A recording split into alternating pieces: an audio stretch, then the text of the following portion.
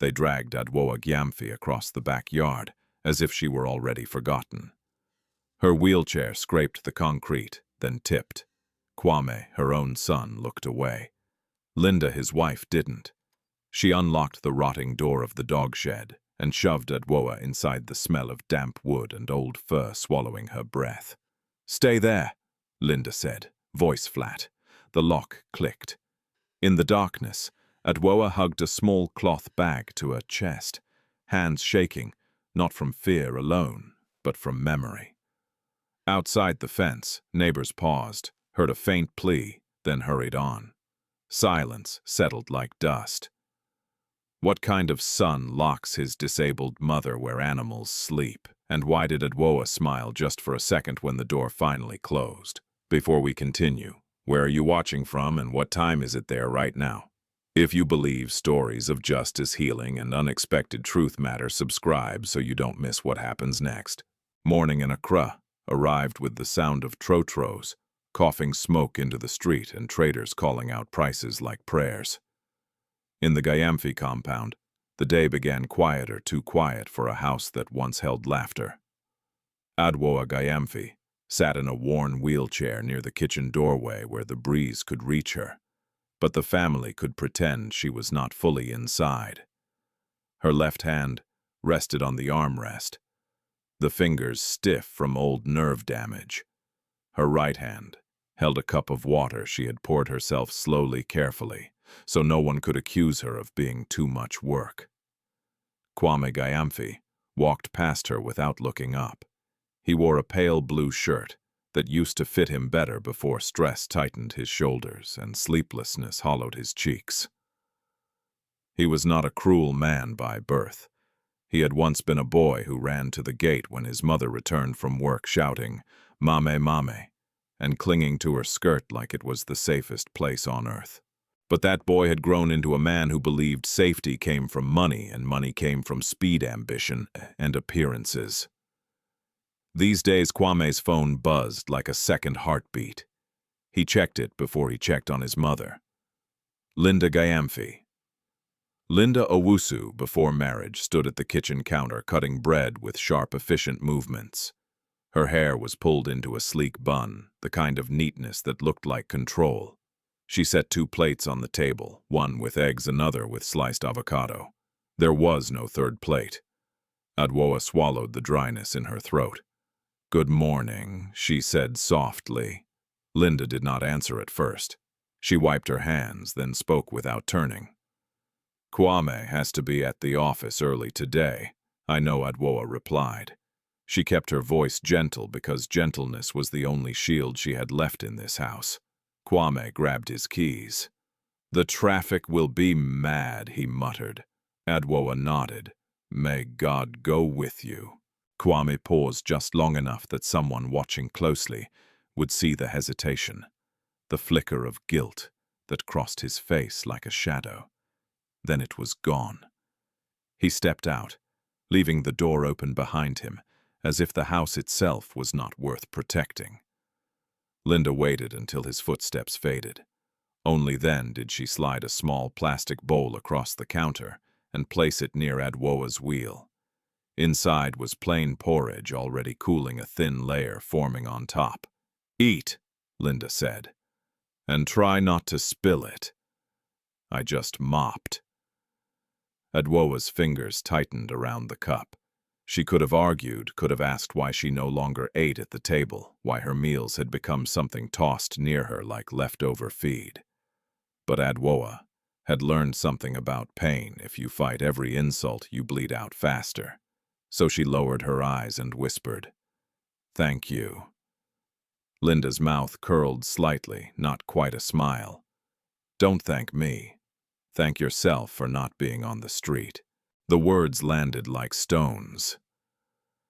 Adwoa looked toward the hallway where family photos hung Kwame's graduation, their wedding day.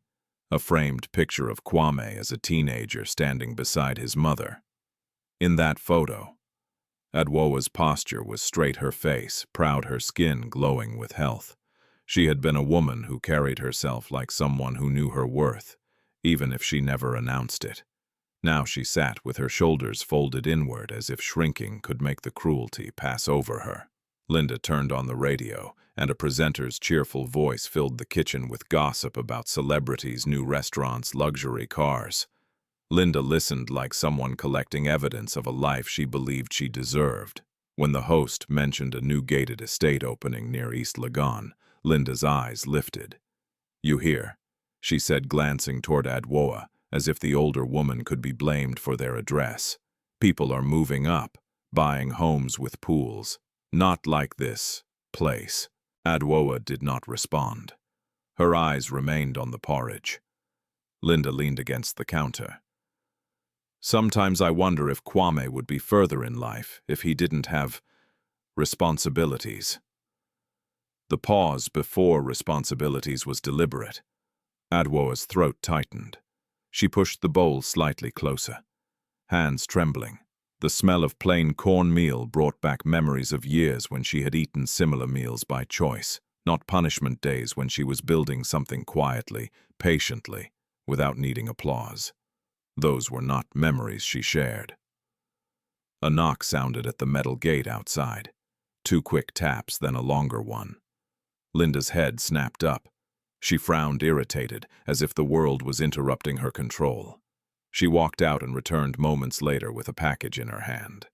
The label showed an online boutique's name. Linda's irritation softened into satisfaction. She tore it open. A pair of heels gleamed inside, cream-colored, stylish, expensive. Adwoa watched without speaking. Linda lifted one heel and turned it, admiring the shape. "These are for the brunch on Saturday." "Brunch?" Adwoa asked before she could stop herself. Linda's eyes flicked toward her. "Yes. My friends.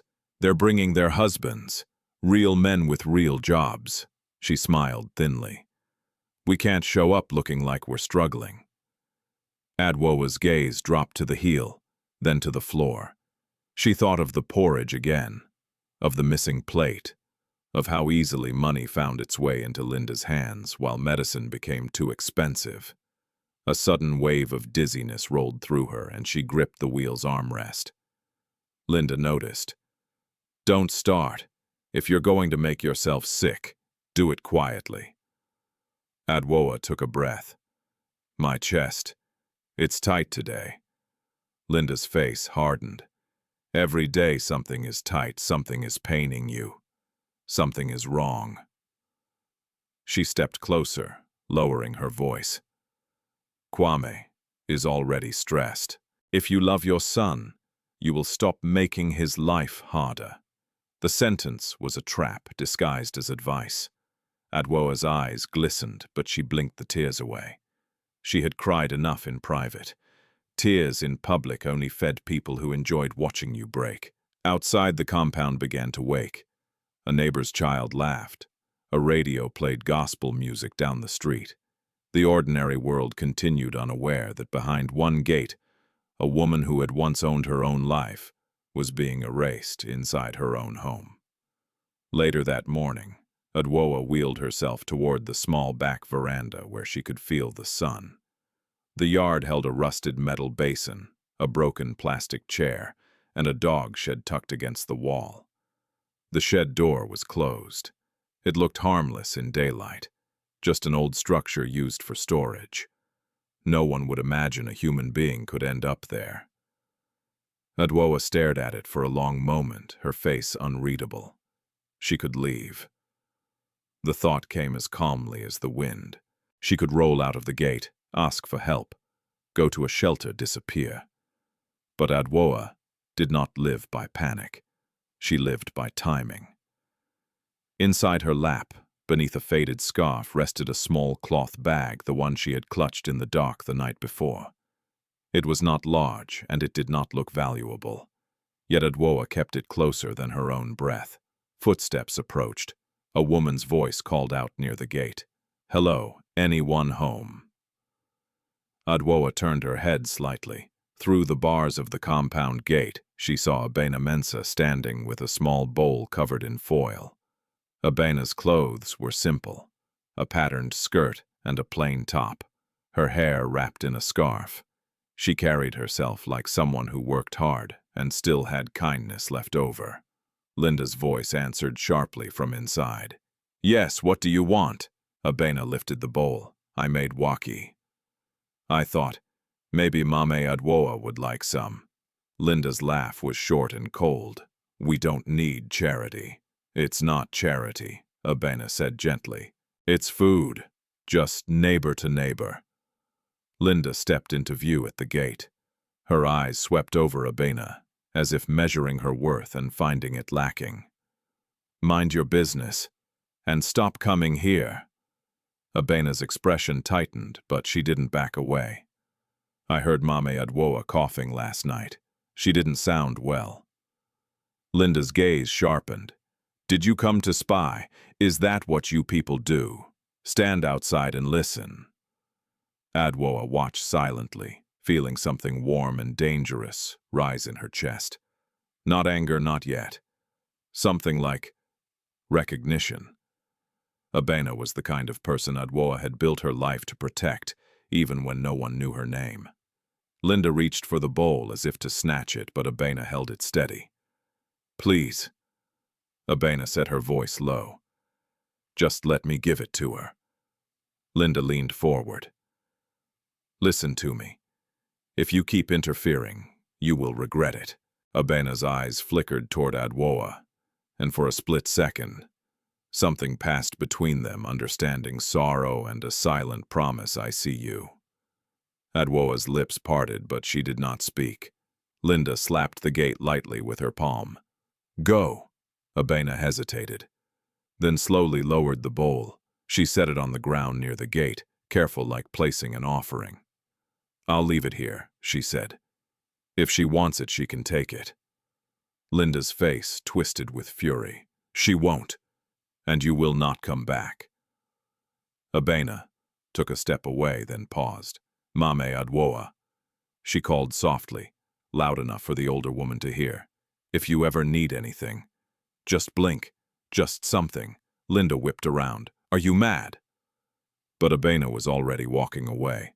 Not running, not dramatic, just leaving with dignity. Adwoa stared after her.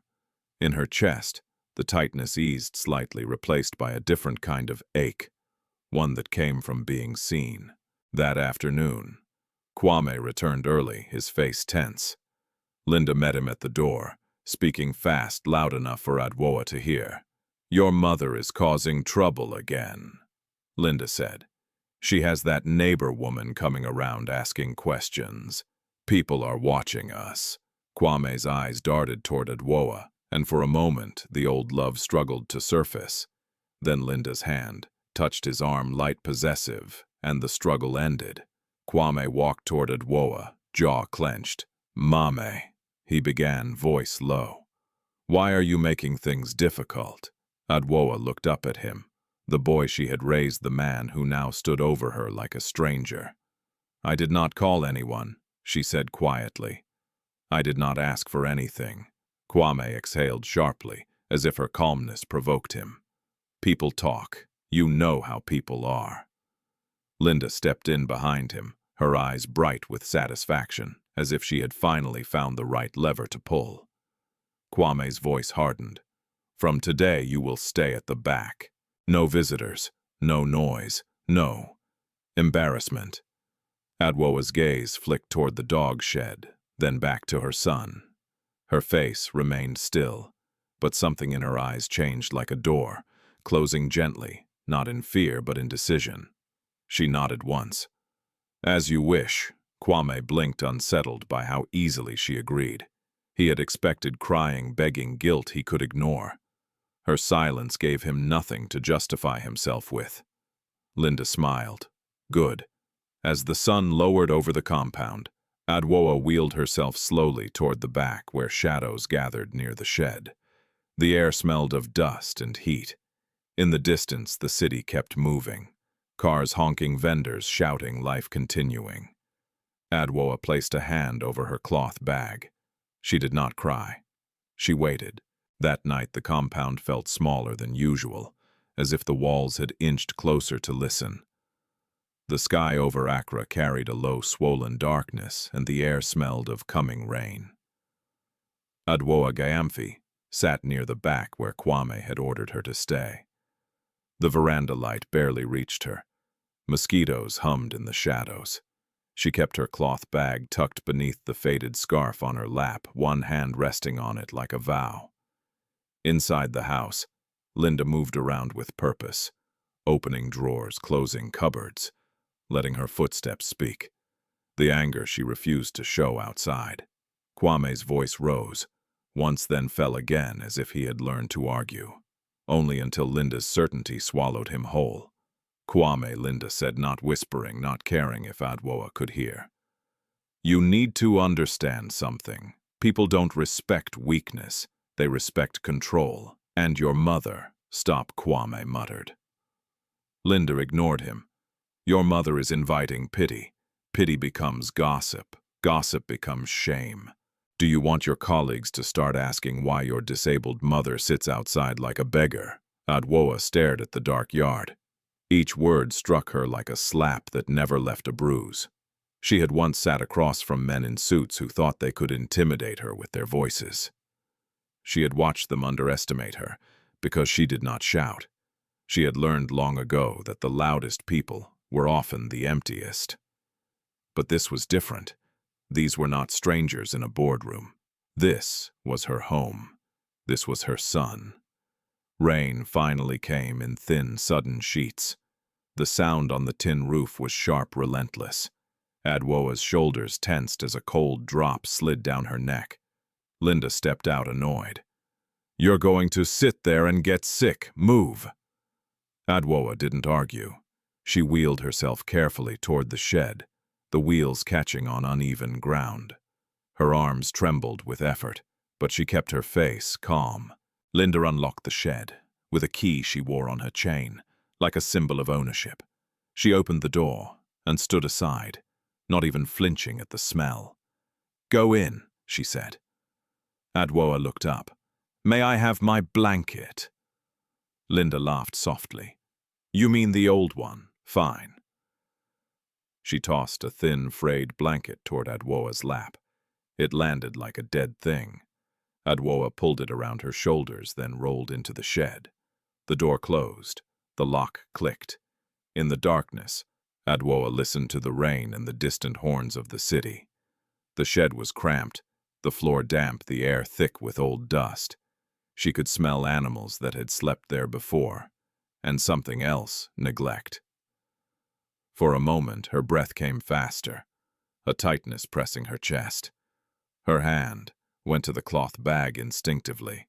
Inside the bag were objects that had never left her side, a small folded paper sealed in plastic, an old key with a faint engraving, and a worn photograph of a younger Kwame, smiling innocent, standing beside her in a bright hallway.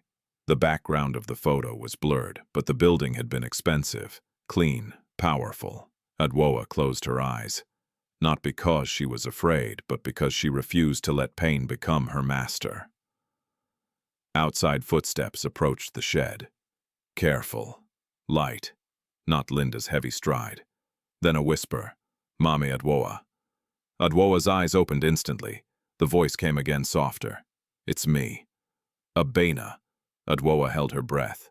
Through the cracks near the door, she saw a sliver of shadow moving. Abena had come in the rain. Go, Adwoa whispered, her voice barely audible. They will see you.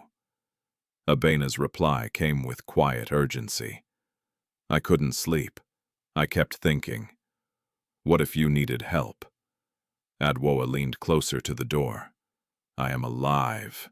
That's not enough, Abena said.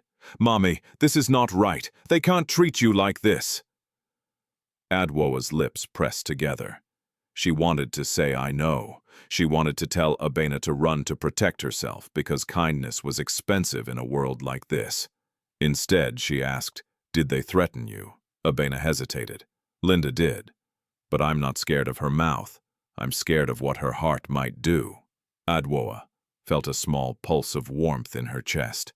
Not hope was too fragile, but respect. Abena had something many people lost courage that did not need applause.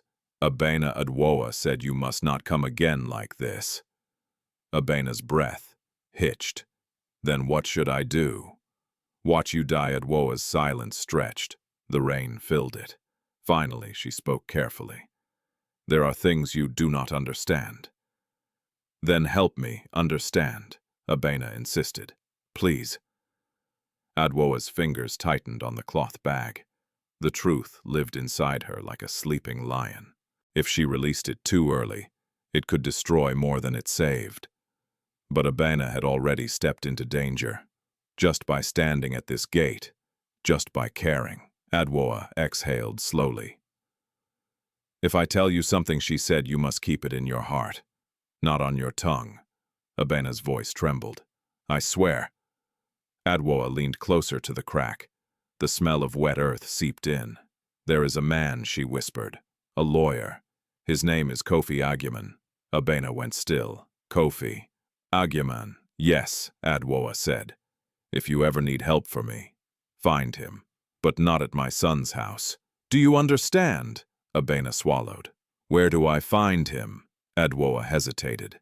Then, like someone dropping a stone into deep water, she said, Ridge. Near the old court building. A small office. The sign is not big. Abena breathed out as if she'd been holding her breath for years. Why didn't you call him yourself? Adwoa's mouth tightened. Because calling him is like lighting a fire. Everyone will see the smoke. Abena didn't fully understand, but she felt the weight in Adwoa's words. Mame, she whispered, are you someone important? Inside the shed, Adwoa closed her eyes again. Important, powerful, billionaire, words that tasted like dust in her mouth, words that could save her today and endanger her tomorrow. Words that could open the gates of justice and also unleash greed like dogs smelling blood. She opened her eyes. I am a mother, she said quietly, and right now that is enough. Abena's voice softened. I will find him. Adwoa's heart clenched. Don't be reckless. I won't, Abena promised, but I won't abandon you either. Footsteps sounded from the house, heavier, faster. Abena's breath sharpened. Someone is coming. Go, Adwoa whispered. Abena moved away quickly, her sandals splashing through puddles. Adwoa retreated deeper into the shed, pulling the blanket tighter around her shoulders. The yard light snapped on. Linda's voice cut through the rain. Who is out there? A pause. Then Kwame's voice uncertain. Maybe it's a cat. Linda scoffed. Cats don't come to our gate at midnight. Adwoa held her breath, listening as Linda's footsteps approached the shed. The key jingled at her waist. The door didn't open. Linda only stood there for a moment, as if checking that her prisoner remained inside. You better not be doing anything, Linda said through the door, her voice low and venomous. If you bring trouble into this house, I promise you will regret it. Adwoa did not answer. Linda walked away, satisfied by the silence. When the light finally turned off again, Adwoa exhaled shakily. Her chest hurt. Her hands were cold. Yet something inside her remained unbroken. Because now someone else knew the name. The next morning, the rain had washed the compound clean, leaving the air cool and deceptively fresh. Linda opened the shed door with irritation, as if she was opening a trash bin. Come out, she snapped. Adwoa wheeled out slowly. Her blanket was damp at the edges. Her face looked paler, but her eyes remained sharp. Linda studied her, then hissed, Don't you dare make yourself sick on purpose. I'm not spending money at the hospital because you want attention. Adwoa's voice was soft. I don't want attention. Linda's mouth twisted. Good, because you won't get it. Inside the house, Kwame sat at the table with his laptop open, typing quickly. A video call tone pinged. His workplace, his chance to appear successful. Adwoa moved past the doorway, her wheels quiet. Kwame glanced up, and for the first time in days, his eyes met hers. Something flickered, an old memory. a buried tenderness. His mouth opened as if he might ask, "Are you okay?" But Linda's voice cut in. "Kwame, focus." And he did. He looked away. Adwoa continued to the back veranda where the sun now touched the ground like a blessing that did not discriminate. Across the street, Abena appeared briefly carrying a bucket, her eyes lifted toward the Gyamfi gate. She did not wave. She did not call out. She only held Adwoa's gaze for a heartbeat, then walked on. But in that heartbeat, Adwoa knew Abena had heard. Abena had understood enough. And somewhere in Ridge, near the old court building, a man named Kofi Agyeman was about to be pulled back into a story he thought was already finished. Inside the house, Linda's phone buzzed. She answered with a bright, fake laugh. "Yes, Auntie Saturday is confirmed. Of course we'll be there. Kwame is doing well. He's moving up." Her smile faded as she glanced toward the back, toward Adwoa.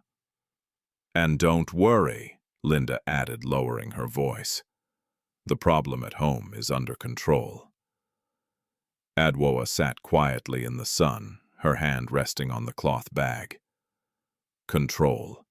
Linda thought she owned the locks, the keys, the house, the story.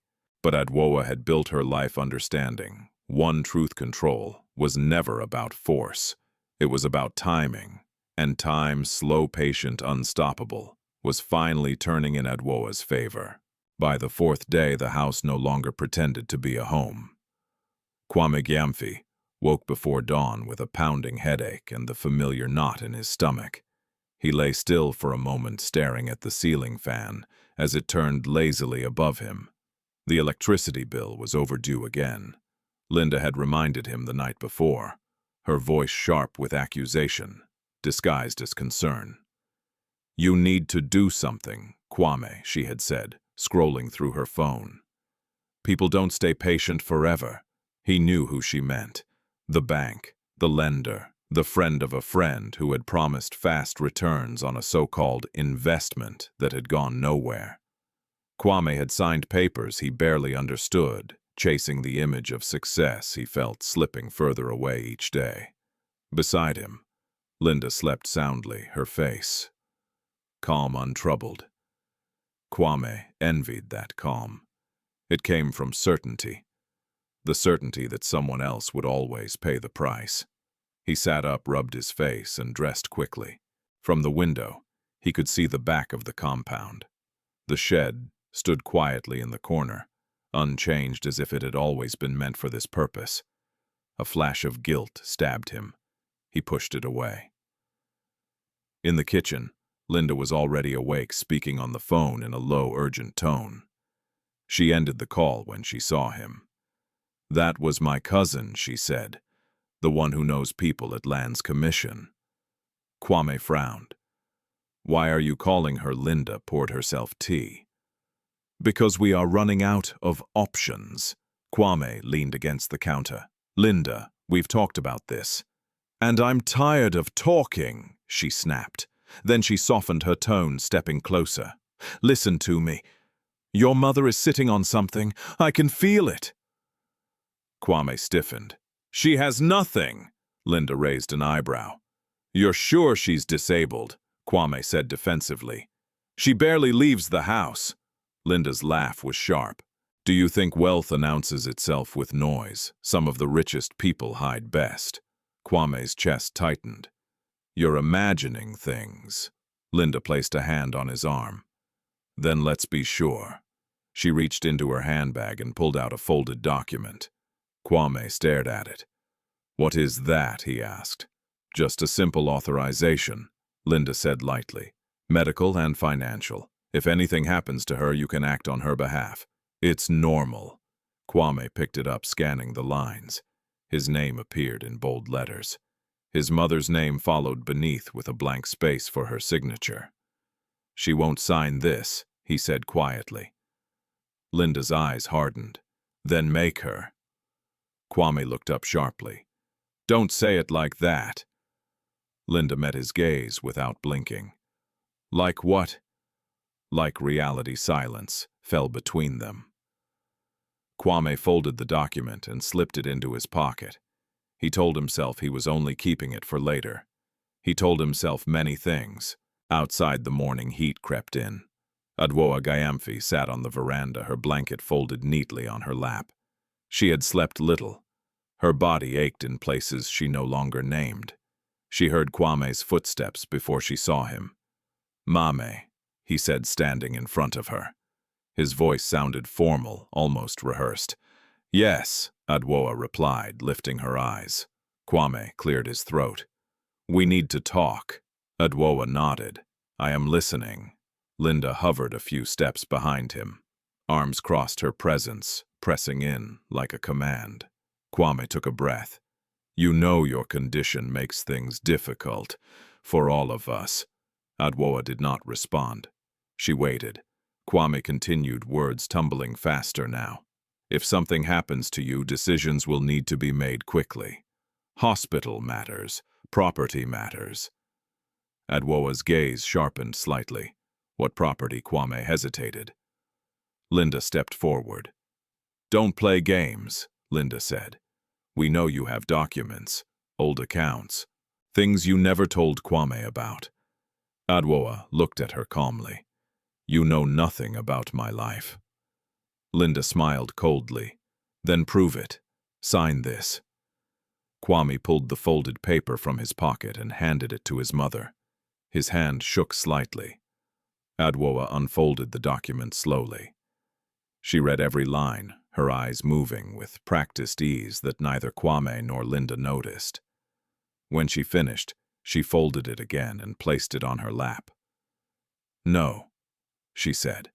The word was soft, but it landed with weight. Kwame's shoulders stiffened. "Mame, please, don't make this harder than it has to be." Adwoa met his eyes. "I am not making anything hard. I am protecting myself." Linda's face darkened. "From your own son." "Yes," Adwoa replied simply. The air seemed to thicken. Kwame felt something snap inside him. Not anger alone, but humiliation. The humiliation of being refused, of being reminded that he was still a child in his mother's eyes. "After everything we do for you," he said, his voice rising. "After we keep you here, feed you, take care of you." Adwoa's lips pressed together. "Is this what you call care?" Linda scoffed. "Don't twist things." Kwame's patience cracked. "Enough."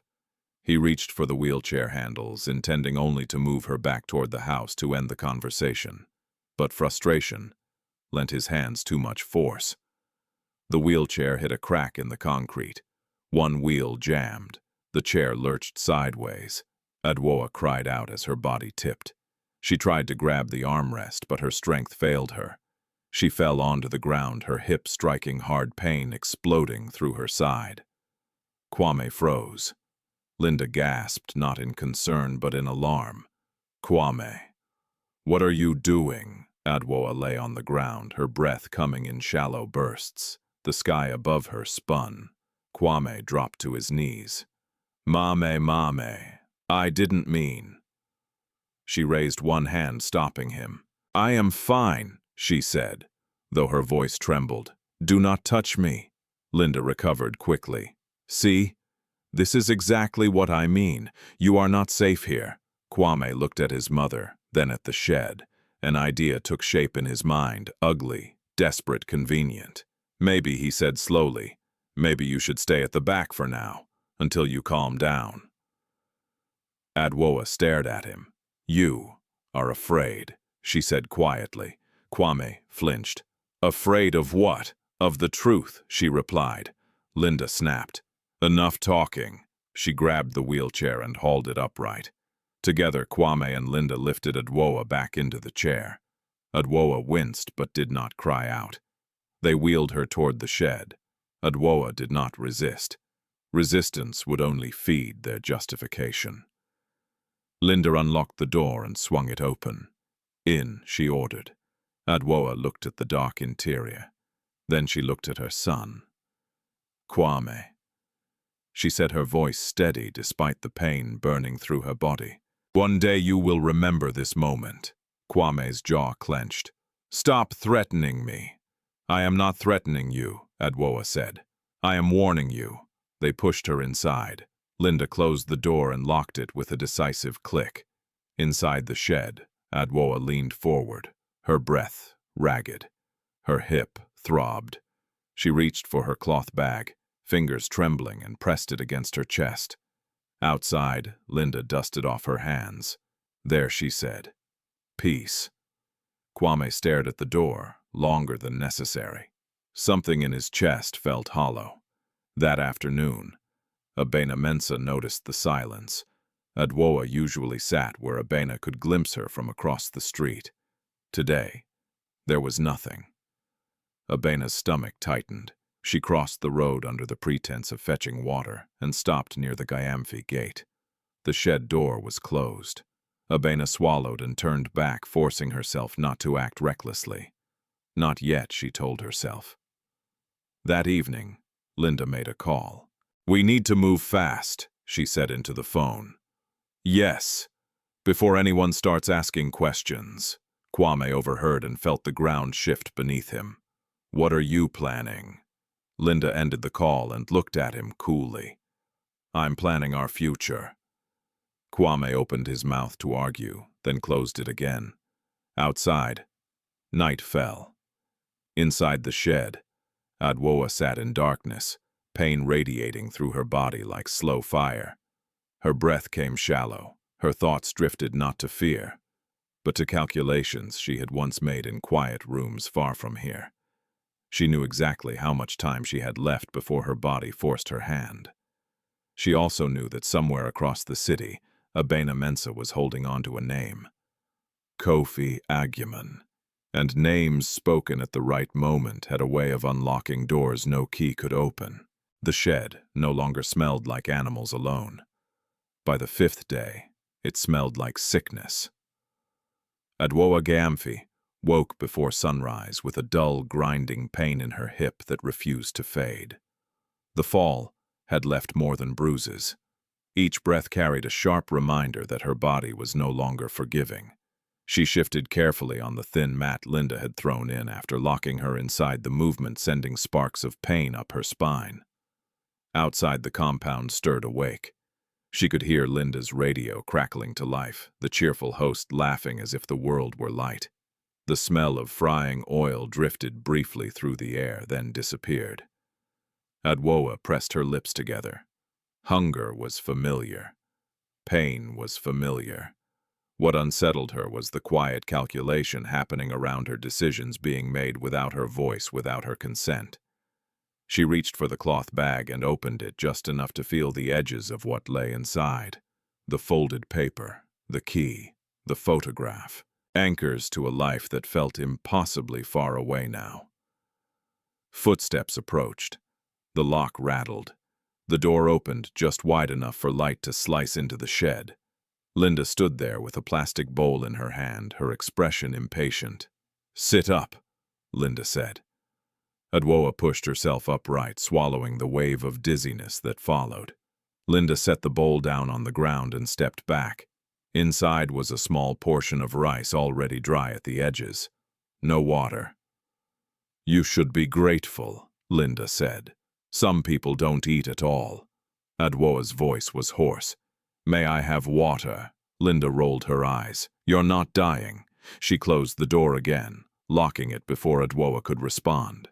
Adwoa stared at the bowl. Her hands shook as she reached for it. The rice stuck in her throat as she swallowed, her body protesting the effort. She forced herself to eat slowly. Weakness was dangerous. Weakness made you visible in the wrong ways. Later that morning, Kwame passed by the shed on his way out. He stopped, his hand hovering near the door. "Mame," he said quietly, almost to himself. Inside, Adwoa heard him. She said nothing. Kwame waited a moment longer, then walked away. From across the street, Abena Mensa watched the scene, with growing unease. She had not seen Adwoa all morning. No glimpse of her near the veranda. No movement in the yard. Abena set down the tray of boiled plantain she had been preparing, and wiped her hands on her skirt. Her chest tightened with a feeling she recognized too well when concern turned into certainty that something was wrong. She crossed the street and stood near the Gyamfi gate, pretending to adjust her sandal. Her eyes drifted toward the back, the shed. Her heart sank. That afternoon, Abena waited until Linda left the house, dressed neatly, her heels clicking with purpose. A taxi arrived. Linda stepped in, her phone pressed to her ear, her voice bright and animated. Abena counted to 30. Then she approached the gate and knocked softly. No answer. She knocked again, louder this time. Still nothing. Abena hesitated only a moment before pushing the gate open. It creaked, protesting, but no one shouted. She slipped inside, moving quickly, quietly. The shed door was locked. Mame Adwoa Abena whispered. A faint sound answered, something between a cough and a breath. Abena's pulse raced. Mame, it's me. The lock was simple old. Abena scanned the yard, spotted a bent piece of wire near the basin, and grabbed it. Her fingers shook as she worked, fear sharpening her focus. The lock clicked open. Abena pushed the door and froze. Adwoa sat slumped against the wall, her face pale, her eyes half closed. Sweat beaded along her temples. The blanket had slipped from her shoulders. Oh God, Abena breathed. Adwoa's eyes fluttered open. You shouldn't be here, she whispered. Abena rushed to her side. You're burning. Adwoa tried to sit up and failed. A quiet moan escaped her before she could stop it. Abena swallowed hard. We're going to the clinic. Adwoa's hand shot out, gripping Abena's wrist with surprising strength. Number. Abena stared at her. Mame, not yet. Adwoa said, her voice urgent despite its weakness. If they take me now, everything will explode, and you will be caught in it. Abena's eyes filled. You might die. Adwoa's gaze softened. I won't. Not today. Abena wanted to argue. She wanted to scream. But something in Adwoa's eyes, calm, resolute. Knowing stopped her. Water, Adwoa whispered. Abena ran to the tap and filled a cup, helping Adwoa drink slowly. Each swallow seemed to cost effort. Listen to me, Adwoa said once her breathing steadied. You must go, and you must do exactly what I say. Abena nodded, tears slipping down her cheeks. You will go to Ridge, Adwoa. Continued. You will find the office near the old court building. You will ask for Kofi Agyeman. Abena swallowed. What do I tell him? Adwoa's fingers tightened on Abena's wrist. Tell him Adwoa Gyamfi is alive. Tell him I am not safe. Tell him it is time. Abena's breath caught. Time for what? Adwoa did not answer immediately. She closed her eyes, gathering strength. Time for the truth, she said at last. But not in this yard. Footsteps sounded from the street. Abena stiffened. Someone is coming. Adwoa nodded. Go, now. Abena stood her hands, reluctant to let go. I'll come back. Adwoa opened her eyes. Do not. Abena hesitated, then did as she was told. She locked the shed behind her, slipped out of the compound, and walked away without looking back, because if she did, she might turn around and do something reckless. Inside the shed, Adwoa leaned back against the wall, her strength draining.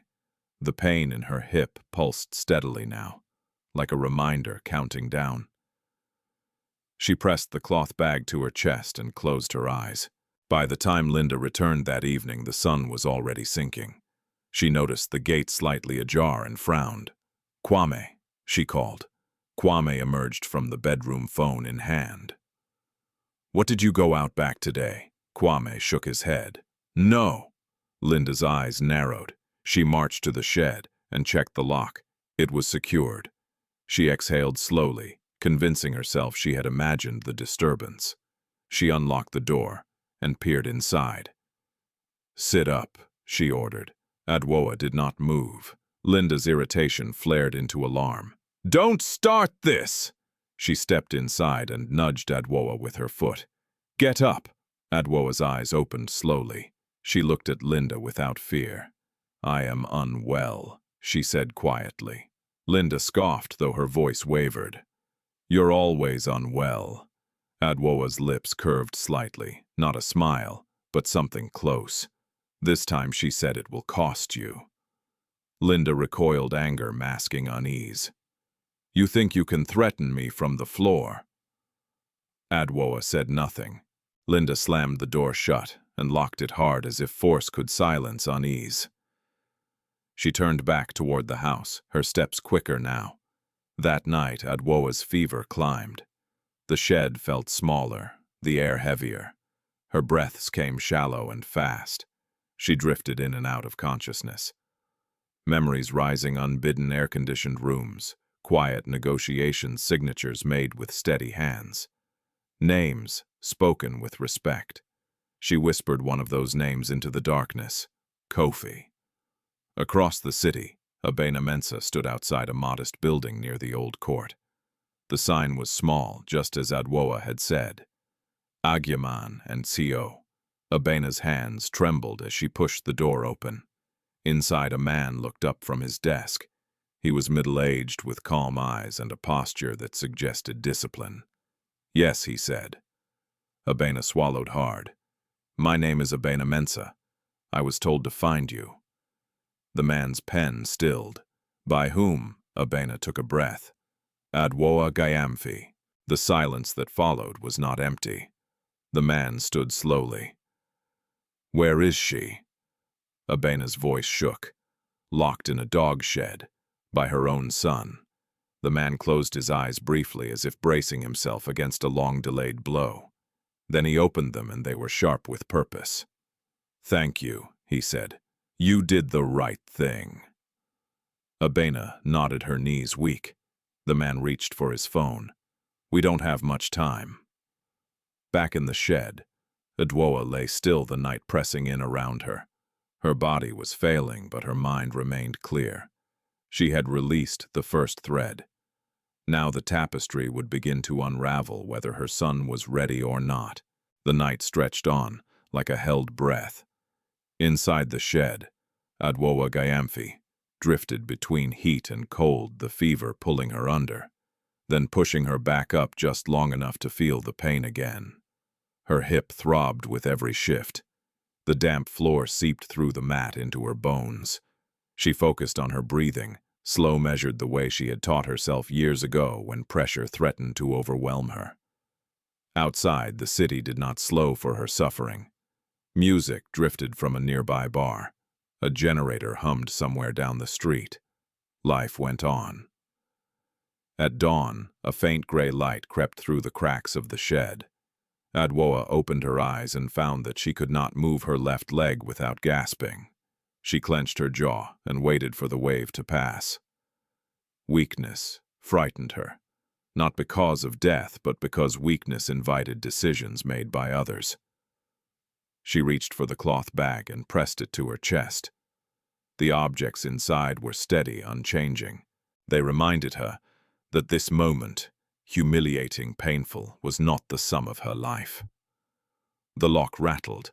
Adwoa stilled, listening. The door opened a few inches. Kwame's voice slipped through, uncertain. Mame Adwoa did not answer immediately. Silence had become her language. Kwame pushed the door open wider. He stood there with a cup of water in his hand, eyes darting as if expecting someone to catch him. The sight of his mother on the floor made him flinch. "You should be sitting," he said awkwardly. Adwoa met his gaze. "I fell," she replied simply. Kwame's shoulders sagged. "I told Linda you were not well." Adwoa said nothing. Kwame stepped inside and set the cup near her. "Drink." She took a small sip, then another. The water felt like mercy and accusation at once. Kwame rubbed his face. "You make things difficult, Mame." Adwoa's voice was steady. "You make them cruel." He winced. "I didn't plan for any of this." "No one ever does," she said. "But planning is not the same as choosing." Kwame's jaw tightened. Linda says you're hiding things. Adwoa studied him, the man he had become and the boy he still was. Linda says many things. Kwame laughed without humor. You think I don't see it? Everyone else is moving forward. I'm stuck. I'm tired of being small. Adwoa's eyes softened. Being small is not the same as being poor. Kwame looked away. You wouldn't understand. I understand more than you think, she replied. But you have decided I am nothing. Kwame straightened, bristling. That's not true. Adwoa shifted, pain flickering across her face. Then unlock the door. Kwame hesitated. From the house, Linda's voice called out sharply. Kwame's eyes flicked toward the sound. Panic tightened his features. He backed away. Drink the water, he muttered. I'll come back later. He locked the door again, the click echoing like a verdict. Inside the house, Linda watched him with narrowed eyes. What were you doing back there? Kwame avoided her gaze. She needed water, Linda scoffed. You're getting soft, Kwame snapped. She's my mother.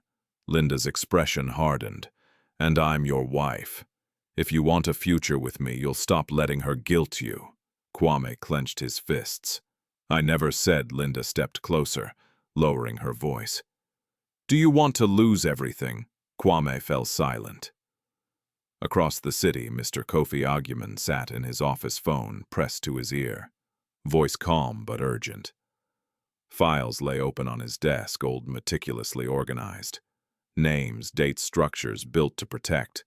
A woman who had understood risk better than most. She's alive, he said. Yes, confirmed, locked behind her own gate. A pause. I don't care how difficult it is. He continued. We move carefully. No noise yet. He ended the call and leaned back, eyes closed for a moment. He remembered Adwoa Gyamfi as she had been when he first met her. Measured, precise, unafraid of silence. She had insisted on safeguards, on contingencies. She had insisted on patience. Time, she had told him once, is my strongest asset. Kofi opened his eyes and reached for his keys. By midday, the heat pressed down on the compound. Linda left again, dressed sharply, perfume lingering like a warning. She did not look toward the shed. Kwame sat alone in the living room, staring at his laptop without seeing the screen. His phone buzzed with a message from a lender, payment overdue. Call me. He groaned and stood pacing. His steps took him toward the back without conscious decision. He stopped before the shed hand hovering near the lock. Mame, he said quietly. Inside, Adwoa heard him and closed her eyes. She had no strength for another cycle of hope and retreat. Kwame unlocked the door and opened it. I need to ask you something. Adwoa shifted slightly, pain flaring. Ask. Kwame swallowed. If you had something, money, property, why didn't you help me? The question hung between them like a trap. Adwoa's voice was even. Because help given too early can become poison. Kwame frowned. That makes no sense. It does, she said. You wanted shortcuts. I wanted foundations. Kwame laughed bitterly. Foundations don't pay bills. Adwoa looked at him. Neither do lies. Kwame's temper flared. You're doing this on purpose. You want me to suffer. Adwoa shook her head slowly. I wanted you to grow. Kwame stared at her, chest heaving. Then why am I here? Adwoa met his gaze, unblinking. Because you chose fear over integrity. Kwame's face twisted. For a moment, he looked like he might strike something or someone. Then his shoulders slumped. I can't fix this, he whispered. Adwoa's voice softened. You still can. Kwame laughed hollowly. How? By unlocking the door and letting you embarrass me. Adwoa closed her eyes. By telling the truth. Kwame shook his head violently. No. He slammed the door shut and locked it again, as if sealing his refusal inside. From across the street, Abena Mensah watched the exchange with clenched fists. She had returned early from work, her mind restless. Seeing Kwame at the shed confirmed her worst fears. She turned and walked quickly away, heart pounding. By late afternoon, a dark sedan slowed near the old court building. Kofi Agyeman stepped out, jacket folded over his arm. He checked his phone, then dialed. "Prepare the medical team," he said, quietly. A pause. "Yes, tonight." Back at the compound, Linda returned with a tight smile that did not reach her eyes. "We need to talk," she told Kwame. Kwame braced himself. "About what?" Linda set her bag down carefully. "About moving your mother." Kwame stiffened. "Where?" "Somewhere no one can interfere," Linda replied. "A place where she won't attract attention." Kwame's stomach dropped. "You mean?" Linda cut him off. "I mean, temporary arrangements." Kwame thought of Adwoa on the floor of her steady eyes. "She's sick." Linda shrugged. "Then it's better she's out of sight." Kwame's hands trembled. "This is wrong." Linda's gaze sharpened. "Wrong is losing everything because you were sentimental."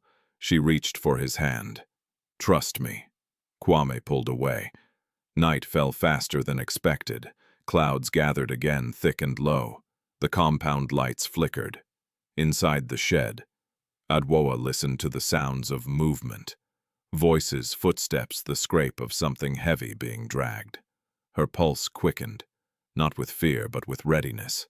She pressed the cloth bag to her chest and whispered, barely audible, "Kofi."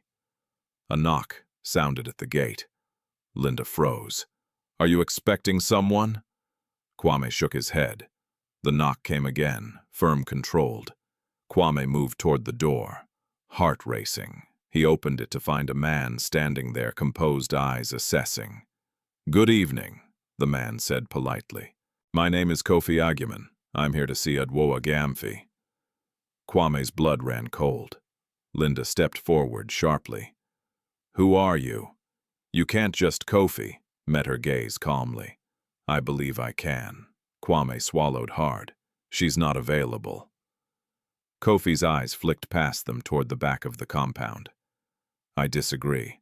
Sirens wailed faintly in the distance, not close but not far either. Linda's face drained of color. Kofi's voice remained even. "Let's not make this difficult." Inside the shed, Adwoa closed her eyes, the corners of her mouth lifting just slightly. The right name spoken at the right moment had finally reached the gate. The compound gate stood half open, caught between welcome and refusal. Kwame Gyamfi felt his throat tighten as he stared at the man before him. Kofi Agyeman did not look like someone who could be intimidated easily. He wore no uniform, carried no visible authority. Yet something about the way he stood, calm, grounded, unhurried, made Kwame instinctively aware that this visit was not accidental. Linda recovered first. "You need to leave," she said sharply, stepping in front of Kwame as if shielding him. "This is a private home." Kofi inclined his head slightly.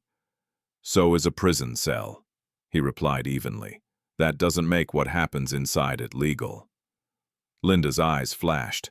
"How dare you?" "I dare because I was invited." Kofi said, his gaze steady, now fixed on Kwame. "By Adwoa Gyamfi." Kwame's heart began to pound. "You know my mother?"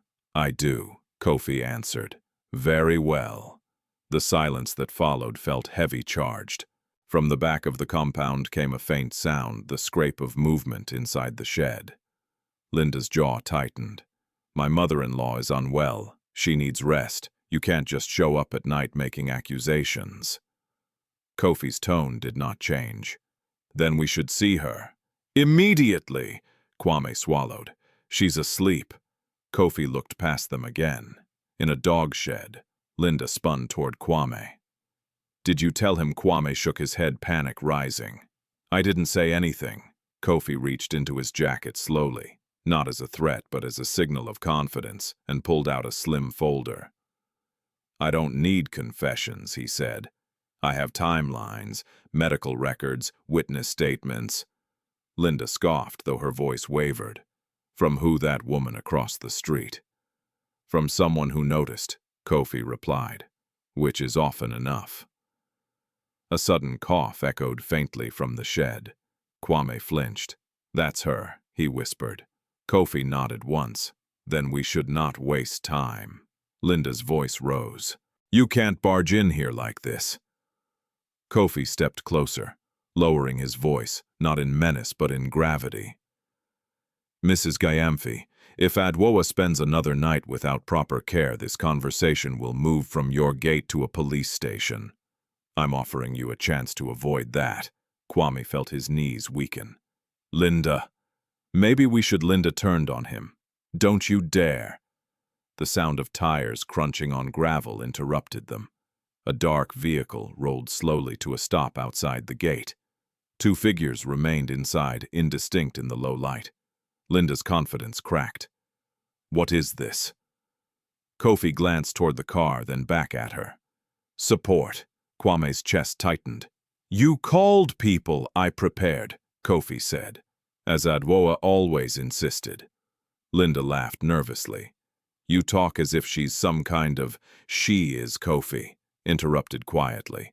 The word hung in the air. Kwame looked between them. What does that mean? Kofi's eyes met his. It means you have misunderstood your mother. Before Linda could respond, Abena Mensa appeared at the edge of the gate, her face pale but determined. She had kept her distance, obeying Adwoa's instructions, but the tension had drawn her back like a magnet. Mame Adwoa, Abena called softly. Kwame turned sharply. You! Abena held her ground. She needs help.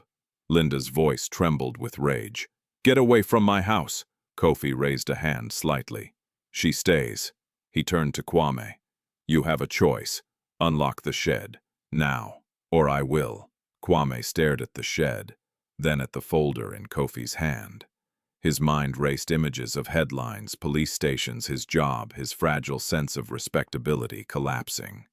He reached into his pocket and pulled out the key. Linda grabbed his wrist. Kwame, don't. Kwame shook her off. I can't do this anymore.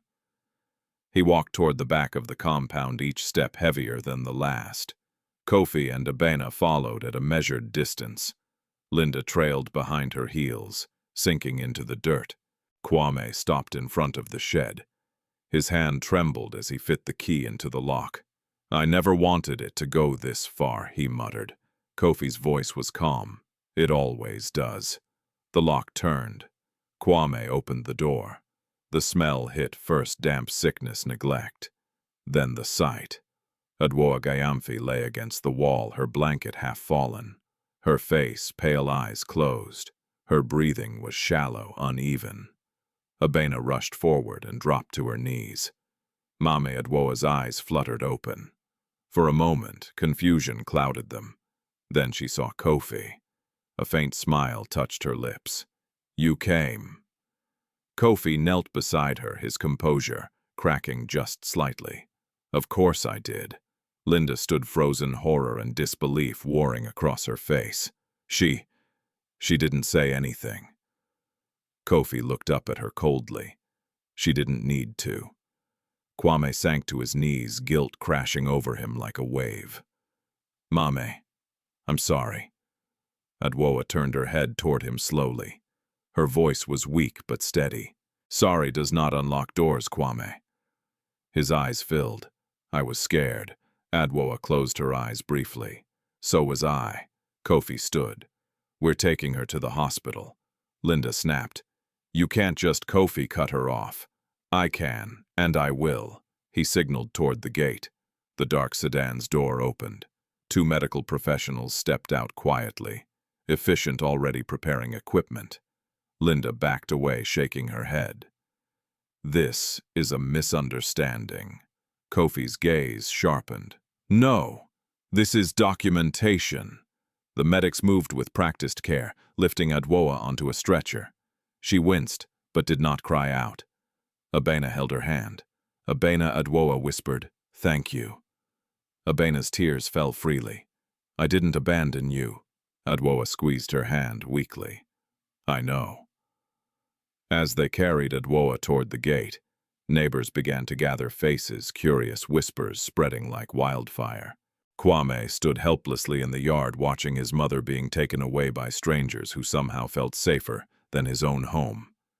Linda followed, panic rising. Where are you taking her? Kofi answered without turning. Somewhere she will be treated like a human being.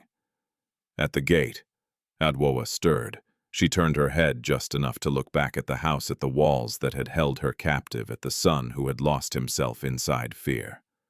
Kwame, she said softly. He stepped forward. Yes, Mame. This night will follow you, she said. What you do next will decide whether it destroys you or saves you. Before he could respond, the stretcher was lifted into the car. The door closed. The engine started.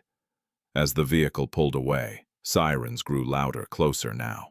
Linda clutched Kwame's arm, her nails digging into his skin. You let them take her. Kwame pulled away slowly. No, he said hoarsely. I let her live. The compound fell silent again. But it was not the silence of control. It was the silence of exposure. And somewhere in the city, as the car sped toward the hospital, Adwoa Gyamfi stared at the ceiling. Pain clouding her vision, but her mind clear. The first door had opened. Many more were about to fall. The hospital lights were too bright for the hour. They cut through the night like judgment, unforgiving and absolute. As the stretcher rolled through the emergency entrance, Adwoa Gyamfi squinted against the glare, her eyelids heavy, her body aching in places she could no longer name. The rhythmic beeping of machines and the low urgency of voices replaced the silence of the shed, and for the first time in days, she felt something close to safety. Abena Mensa walked beside her, refusing to let go of her hand. Her grip was warm grounding. Every few steps she looked at Adwoa's face, as if afraid it might disappear if she blinked too long. You're here now, Abena whispered. You're safe. Adwoa did not answer. She was conserving strength. Safety, she had learned, was temporary unless protected by truth. Mr. Kofi Agyeman moved ahead of them, speaking quietly with the admitting nurse. He handed over documents, some medical, some legal, his voice calm, controlled. The nurse's eyebrows lifted slightly as she skimmed a page, then lifted again when she checked the name. Adwoa Gyamfi, the nurse repeated. Please take her to Bay 3. Bay 3 was not a general ward. Abena noticed the difference immediately. The wider space, the quieter corridor, the way staff moved with a different kind of attentiveness. She swallowed, suddenly aware that she had stepped into a world that did not usually make room for women like her. As they transferred Adwoa onto the hospital bed, a doctor approached, a middle-aged woman with tired eyes and efficient hands. Mrs. Gyamfi, the doctor said gently, checking her pulse. I'm Dr. Owusu. You're going to be okay, but we need to run some tests. Your hip injury is serious, and you're dehydrated. Adwoa nodded faintly. Thank you. Kofi leaned closer. She's been denied medication for days, he added, and confined. The doctor's jaw tightened. We'll document everything.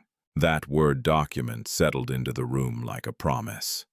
Across town, Kwame Gyamfi sat on the edge of his bed, staring at his hands. The house felt wrong without his mother's presence, even when that presence had been hidden behind locks. The shed in the backyard looked suddenly obscene in the moonlight, a silent witness that could no longer be ignored. Linda paced the living room, phone pressed to her ear. I don't care what time it is, she hissed. I need to know what he has on us. She listened, her face tightening with every second. No, you said you could handle this. You said. The call ended abruptly. Linda stared at her phone, then threw it onto the couch. Kwame looked up. What's going on? Linda rounded on him. What's going on is that you've ruined everything. Kwame flinched. I saved her life. Linda laughed bitterly. You handed us over. That man didn't just come for her. He came for us. Kwame stood slowly. What are you hiding, Linda? Her eyes flickered. Don't turn this on me. Answer me, he said louder now. Why are you so afraid? Linda opened her mouth, then closed it. For the first time since Kwame had known her, she looked uncertain. I did what I had to, she said finally. I was protecting our future. Kwame shook his head. You were protecting yourself. The words hung between them, sharp and final. At the hospital, dawn crept through the windows, softening the edges of the night. Adwoa lay still as machines hummed around her. Pain medication dulled the worst of the ache, but her mind remained alert. Kofi sat nearby, reviewing his phone. He looked up when Adwoa stirred. You should rest, he said quietly. Adwoa turned her head toward him. They will not, she replied. Not yet, Kofi nodded.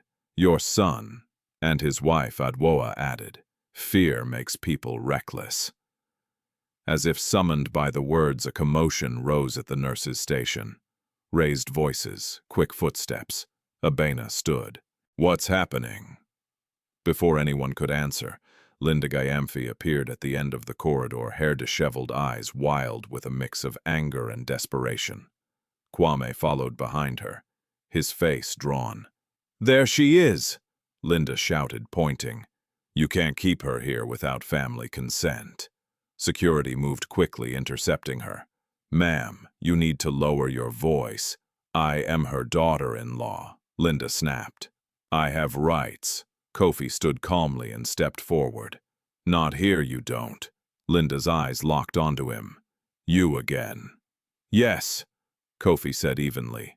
And this time we're on record. Kwame approached slowly. Mame, he said, his voice cracking. Adwoa turned her head to face him. Her expression was unreadable. Why didn't you tell me? Kwame asked. Why did you let it get this far? Adwoa studied him for a long moment. Because you stopped listening, she said softly. And because truth without readiness becomes a weapon. Linda scoffed. Listen to her. Always talking in riddles. Kofi glanced at the nurse. Please call administration. The nurse nodded and moved away. Linda's voice rose again. You think you can steal her from us? She's confused. She doesn't know what she's saying. Adwoa's gaze sharpened. I know exactly what I am saying, Linda faltered. I know where I was locked, Adwoa continued. I know who held the key, and I know who watched. Kwame's shoulders sagged. I didn't know how to stop it. Adwoa closed her eyes briefly. You knew how to unlock the door. The words struck him harder than any accusation. Security stepped closer to Linda. Ma'am, you need to leave. Linda backed away slowly, her breath shallow. This isn't over, she muttered. Kofi met her gaze. You're right. It's just beginning. After they were escorted out, the corridor settled into uneasy quiet. Abena returned to Adwoa's side, her eyes shining with unshed tears. You were so calm, Abena whispered. How Adwoa's lips curved faintly. Because panic belongs to people who have no plan. Later that morning, a small group gathered in a private consultation room. Kofi, Dr. Owusu, a hospital administrator, and a police officer, taking notes with careful precision. Adwoa listened as they spoke around her terms like neglect, unlawful confinement, medical endangerment. She intervened only once. Do not arrest them yet, Adwoa said quietly. The officer paused. Ma'am, watch them, she clarified. Fear will make them reveal more. Kofi nodded, understanding. We can proceed carefully. The administrator cleared his throat. Mrs. Gyamfi, there's something else. Your account information, there are protections here I don't usually see. Adwoa met his eyes. There are reasons. He did not press further. By afternoon, news had begun to ripple through the neighborhood. Not yet headlines, but whispers. A woman taken to hospital in the night. A lawyer at the gate. Police inquiries. Abena walked home briefly, to change clothes, her mind racing. As she stepped onto her street, neighbors crowded around her with questions. "What happened to Mame Adwoa?" one asked. "Is it true they locked her up?" another whispered. Abena hesitated, then said only, "She is safe now." That night back at the Gyamfi house, Linda packed a bag with shaking hands. "We need to leave," she told Kwame. For a while, Kwame stood by the door, silent. "I'm not going anywhere." Linda turned on him. "If you stay, they'll destroy you." Kwame met her gaze, eyes tired but clear. "We destroyed ourselves." Linda stared at him, realizing too late that the ground beneath her had shifted. "You choose her over me." Kwame's voice was steady. "I choose truth." Linda's laugh broke sharp and brittle. "You'll regret this." She walked out the door, slamming behind her. Back at the hospital, Adwoa lay awake as night fell again. The pain was still there, but it was different now, contained, acknowledged, no longer ignored. Kofi returned with a quiet smile. "They're moving," he said. "As expected." Adwoa closed her eyes. "Good." Abena sat beside her bed, exhausted but resolute. "What happens now?" Adwoa opened her eyes and looked at the ceiling, at the steady lights above. "Now," she said softly, "we let the truth breathe." The truth did not arrive all at once. It crept. By the second morning in the hospital, Adwoa Gyamfi's name had begun to move, quietly, deliberately, through places where names mattered. Not on the evening news. Not yet. But in offices with frosted glass and phones that never rang loudly. In systems built to notice patterns, not people. Adwoa lay propped against clean white pillows, her hip-stabilized fluids running steadily into her arm. The fever had broken, leaving behind a deep, bone-level exhaustion. Yet her eyes were clear. She watched the room as if it were a chessboard. Kofi Agyeman sat near the window, scrolling through messages. He did not speak until he was sure his words would be useful. "They're nervous," he said finally. "Linda is calling everyone she knows. Banks, relatives, old contacts. She's looking for a door." Adwoa nodded faintly. "She always does." Abena Mensa shifted in her chair. She had barely slept, choosing to stay at the hospital, despite Kofi's assurances that Adwoa was safe. The thought of leaving still made her chest tighten. "Kwame came by earlier," Abena said quietly. "He didn't come in. He just stood outside." Adwoa turned her head. "Did he say anything?" No, Abena replied. "He looked lost."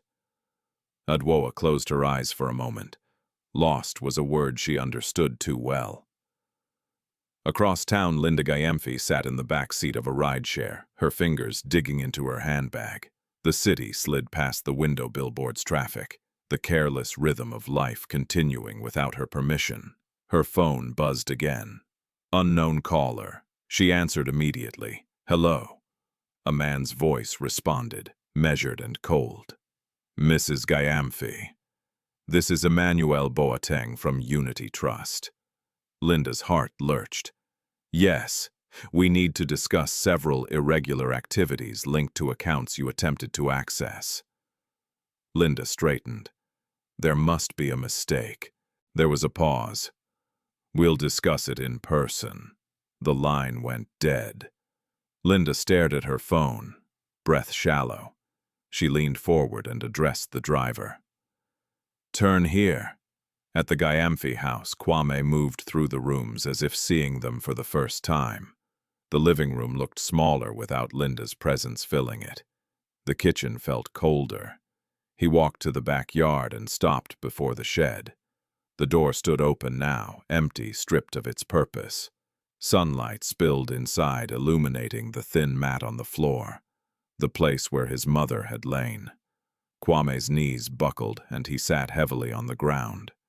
"I didn't know how to stop," he whispered to no one. But even as he said it, he knew the truth. He had known how. He had simply chosen not to. At the hospital, Kofi returned from a call with a tight expression. "Police are ready to proceed," he said.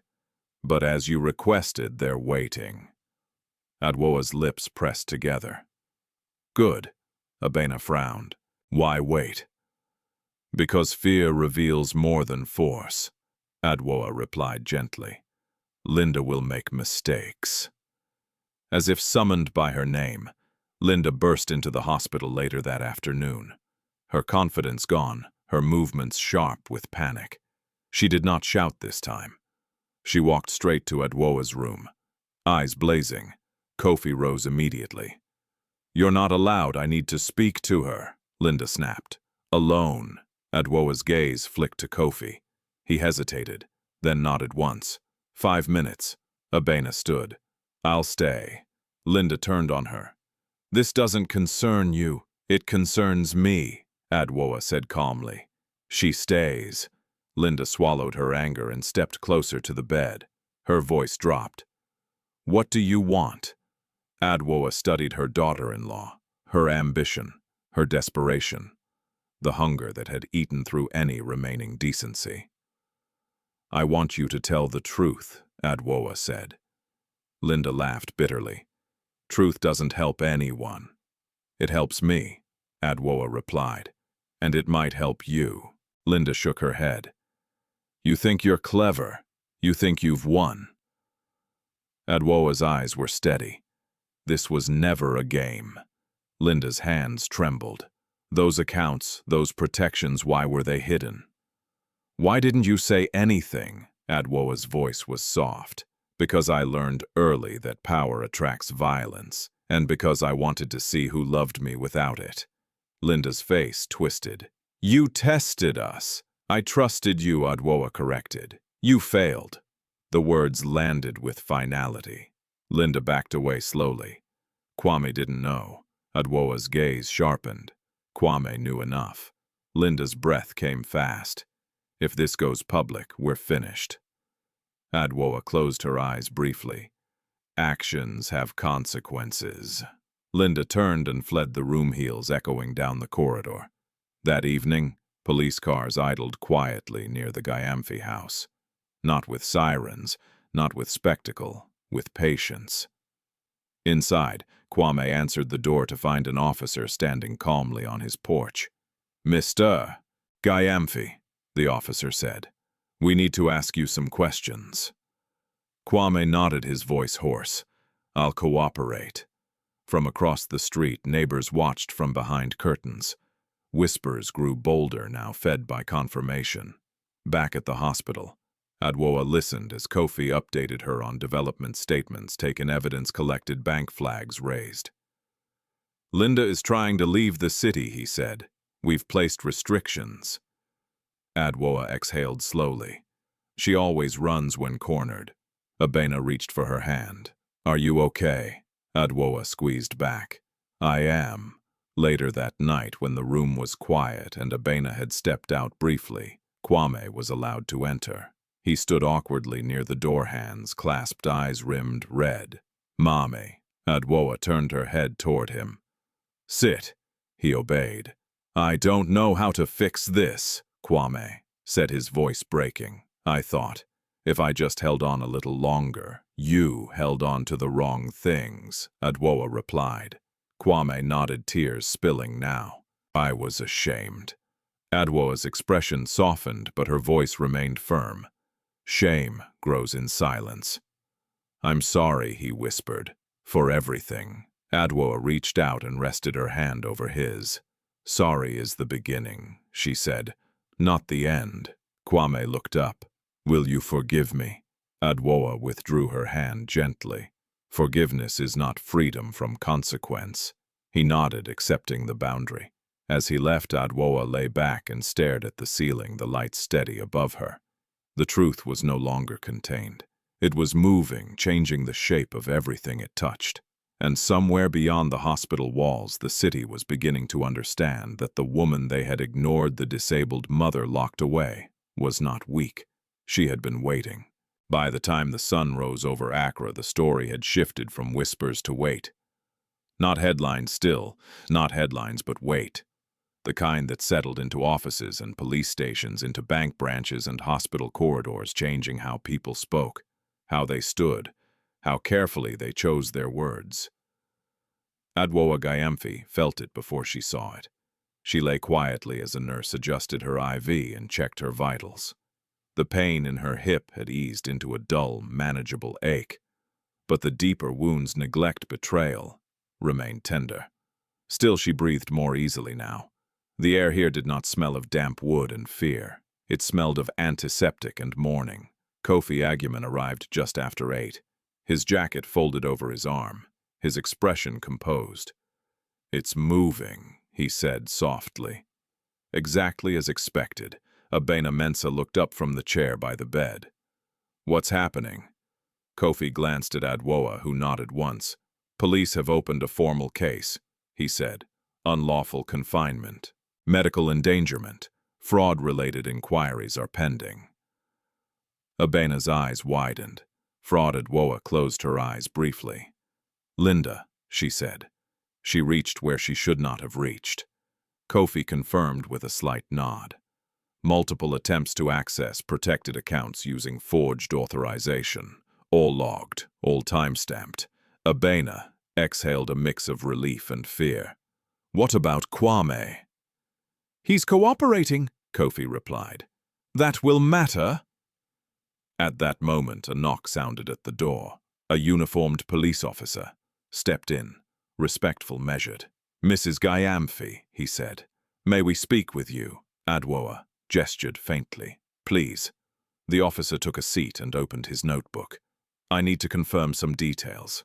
"How long were you confined?" Adwoa answered calmly. "Several nights, possibly longer if you count the days I was not allowed inside."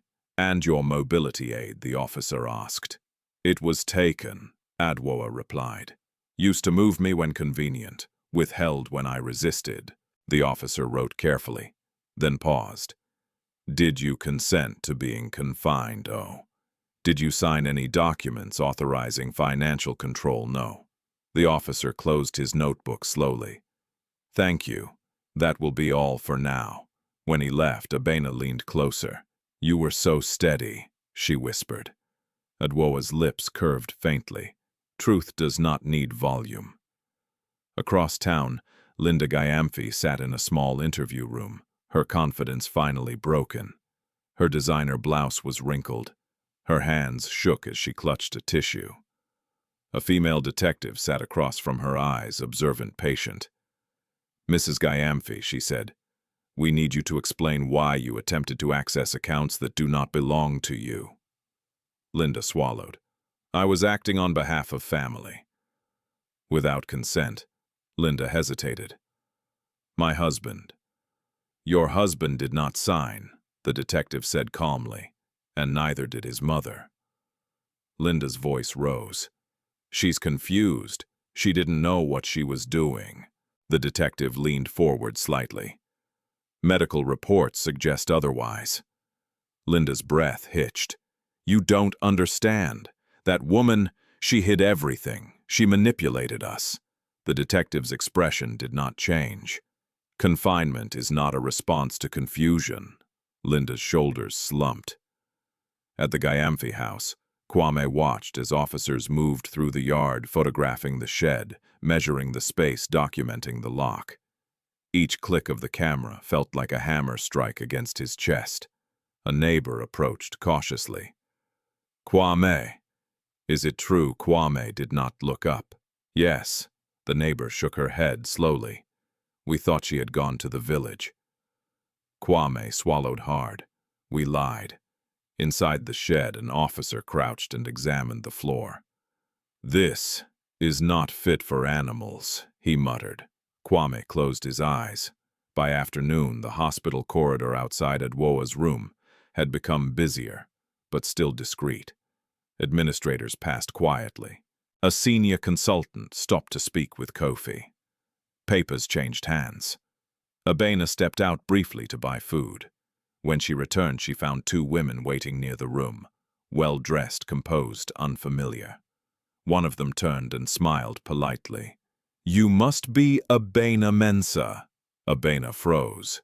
"Yes, my name is Esther Nkrumah," the woman said. "We're here on behalf of the Gyamfi Foundation." Abena's heart pounded. "Foundation?" Esther nodded gently. "We've been looking for Mrs. Adwoa Gyamfi for some time." Abena stepped back stunned and gestured toward the door. "She's inside. Inside the room." Adwoa looked up as the women entered, her eyes sharpened recognition flickering. "Esther," she said softly. Esther's composure cracked just a little. "Ma'am." They spoke briefly, quietly.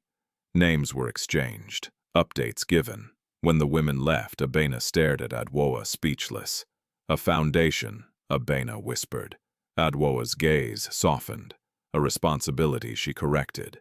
By evening, the city could no longer keep the secret entirely. A local radio station mentioned a case carefully worded about an elderly disabled woman rescued from unlawful confinement. Social media picked it up, adding speculation, outrage, half-truths. Adwoa listened to the distant murmur of reaction with calm detachment. She had never built her life for applause. Kofi returned with news as night fell. "Linda has been charged," he said. "Kwame has not yet. His cooperation is noted, but the investigation continues." Adwoa nodded, as it should. Abena hesitated. "Are you afraid?" Adwoa shook her head, slowly.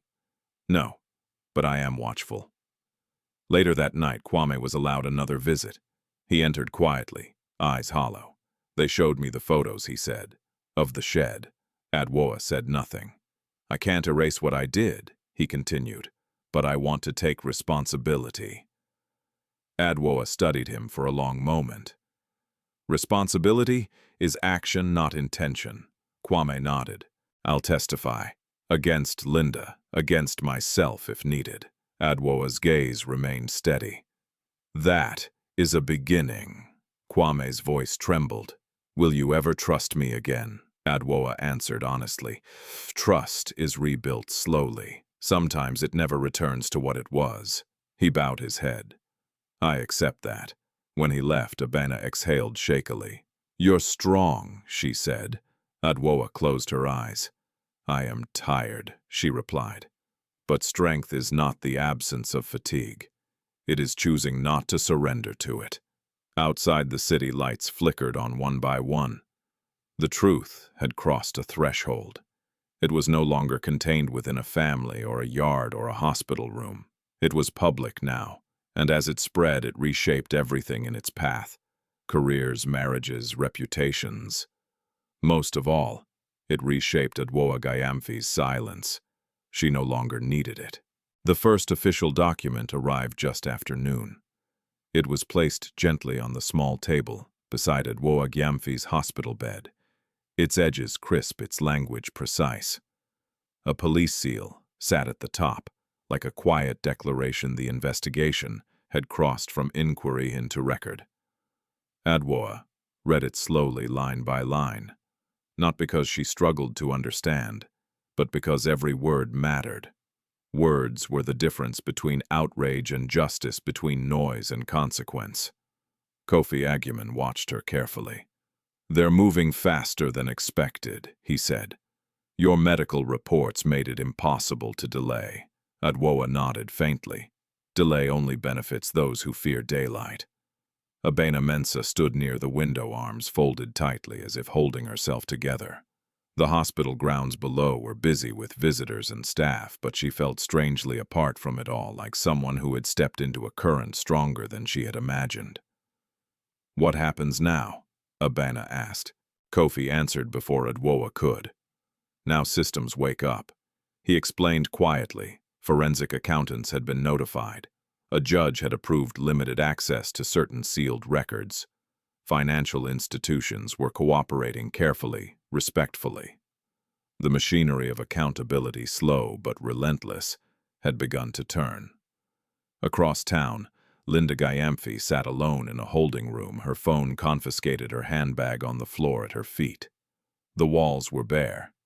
The clock ticked loudly. A public defender entered and took a seat opposite her. "Mrs. Gyamfi," he said gently, We need to talk strategy. Linda laughed a brittle sound. Strategy. You think this is a game? He folded his hands. I think you need to understand the scope. Linda leaned forward. She did this to me. She set a trap. The defender's eyes softened with professional sympathy. The evidence suggests otherwise. Linda's breath quickened. She hid everything. She made us desperate. Desperation, he replied carefully, does not justify confinement. Linda slumped back in her chair, anger draining into fear. What if I cooperate? That would be wise, he said, but cooperation has limits. At the Gyamfi house, the gates remained open. Neighbors no longer pretended not to see. Women passed slowly, eyes lingering on the shed. Men spoke in lowered voices. The story had grown teeth. Adwoa Gyamfi sat at the dining table, a police statement spread before him. He stared at the words as if they belonged to another man. You knowingly restricted her movement, the officer had said earlier. Did you believe she posed a danger? Kwame had shaken his head. No. Did you benefit from the restriction? Kwame had hesitated. I thought I might. Now alone, he pressed his palms against the table and breathed. Every answer he had given replayed in his mind, stripped of excuses. At the hospital, a small meeting convened in a private room. Kofi Adwoa, a senior bank compliance officer, and a representative from the Gyamfi Foundation, sat around a circular table. The compliance officer cleared his throat. Mrs. Gyamfi, once your identity is formally verified, certain safeguards will automatically dissolve. Adwoa met his gaze. That is acceptable.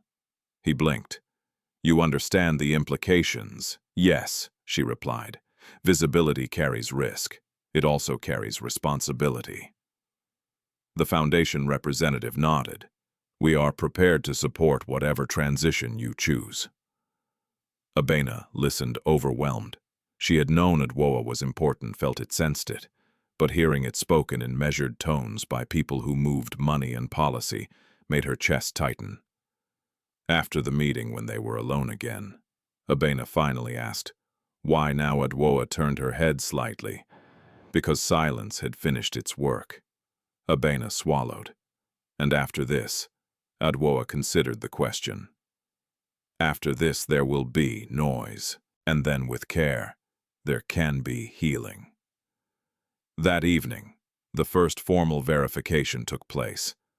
A discreet team arrived at the hospital. No cameras, no spectacle. Fingerprints were taken, old documents were cross-checked. Biometric data matched sealed records that had not been accessed in years. Kofi watched as the final confirmation appeared on the secure tablet. He exhaled slowly. It's done, he said. Officially. Adwoa closed her eyes, not in relief but in acceptance. Within minutes, alerts rippled outward, controlled, confidential, undeniable. Institutions adjusted their posture. Calls were returned more quickly. Doors that had remained politely closed began to open.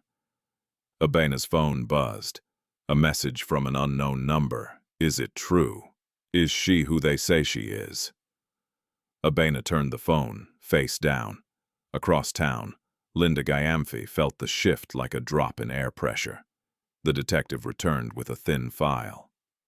Mrs. Gyamfi, she said, we've confirmed the identity of the woman you confined. Linda's mouth went dry.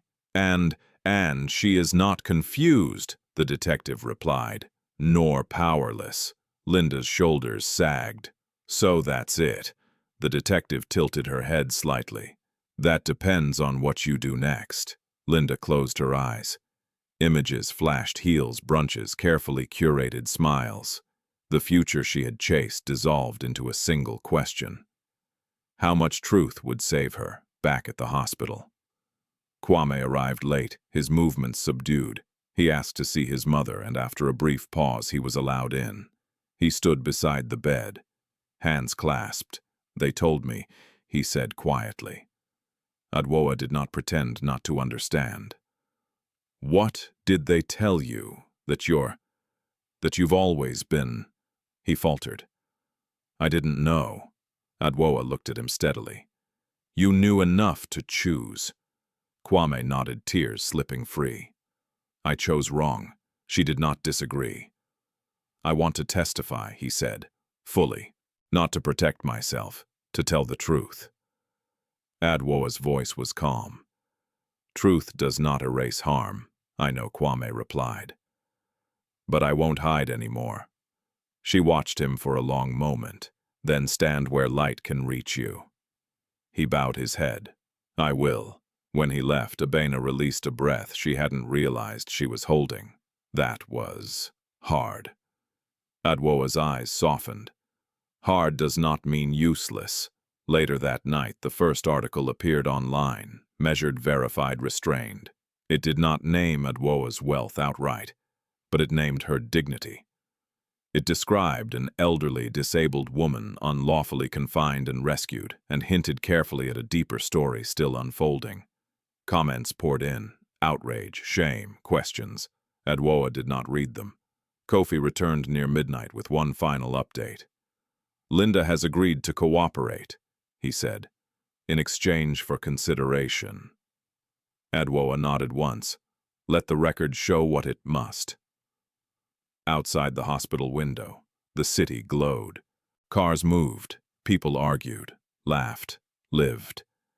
Inside, Adwoa Gyamfi rested, her breathing steady, her mind clear. The systems had awakened. The truth had been verified, and the reckoning, measured inevitable, had truly begun. The morning the sealed doors opened, the air itself seemed to change. It was subtle, nothing anyone could point to, but Adwoa Gyamfi felt it as clearly as she felt the steady rhythm of her heart. The hospital room hummed with a new attentiveness. Nurses spoke her name with a different cadence. Administrators no longer glanced at Kofi Agyeman for confirmation before answering her questions. They listened to her. Kofi arrived with a thin leather folder and a careful expression. The last barrier is down, he said. The court order has been executed. The trusts are verified. The shell structures, every layer, have been acknowledged. Adwoa nodded. Then we proceed. Abena Mensah stood near the window. The city stretched beneath her like a living map. Proceed, how she asked quietly. Adwoa turned her head toward her. With care. They met later that morning in a private conference room reserved for hospital consultations. Neutral walls, muted light, a long table polished to a soft sheen. Present were Kofi, a senior judge's liaison, 2 compliance officers from separate banks, and Esther and Nkrumah from the Gyamfi Foundation. No one raised their voice. No one rushed. The liaison cleared his throat. Mrs. Gyamfi, the court recognizes your preference for discretion. However, given the nature of the allegations, a public accounting is inevitable. I understand, Adwoa replied. It will be measured. Esther nodded. We've prepared a statement that centers on the harm and the remedy, not on figures. Good, Adwoa said. Numbers distract. Abena's fingers tightened on the chair. She had spent her life learning to survive attention. Now she watched as attention prepared to orbit someone she cared about. The gravity of it made her dizzy. After the meeting, Adwoa rested. Pain flared and ebbed. Medication dulled the edges, but not the resolve. When she woke again, the room was quiet, until a soft knock announced Kwame Gyamfi. He entered slowly, shoulders rounded, eyes red-rimmed but clearer than before. They asked me again, he said, to confirm dates, to explain the authorization. Adwoa gestured for him to sit. And you told them the truth, he answered. All of it. She studied him, then nodded once. That will matter. Kwame swallowed. I didn't know the scope, the foundations, the companies. I thought wealth always looked loud. Adwoa's mouth curved faintly. It rarely does. He leaned forward, voice low. Linda says you designed it to disappear. I designed it to survive, Adwoa replied, and to protect those who would be hurt by its visibility. Kwame's hands trembled. "Including me, including you," she said gently. "You were never meant to inherit shortcuts." He bowed his head. "I see that now." Outside the hospital, the city began to murmur. The second article had gone live, still careful, still restrained. But it named the structure, a disabled elder, rescued from unlawful confinement. A history of philanthropy. A network of investments that had quietly shaped schools, clinics, and microfinance programs. The headline avoided the word billionaire. The comments supplied it anyway. By afternoon, phones rang in patterns Kofi recognized. "This is the part where everyone claims proximity," he said dryly. "Old friends, distant relatives, people who once stood near a benefit and want to be remembered." Adwoa smiled without warmth. "They will wait." Abena returned from the cafeteria with tea and paused at the door. Two men in tailored suits stood at the nurse's station, voices low. When they noticed her, one nodded politely. "They're here already," Abena murmured. "Yes," Kofi said, "but they won't enter without invitation."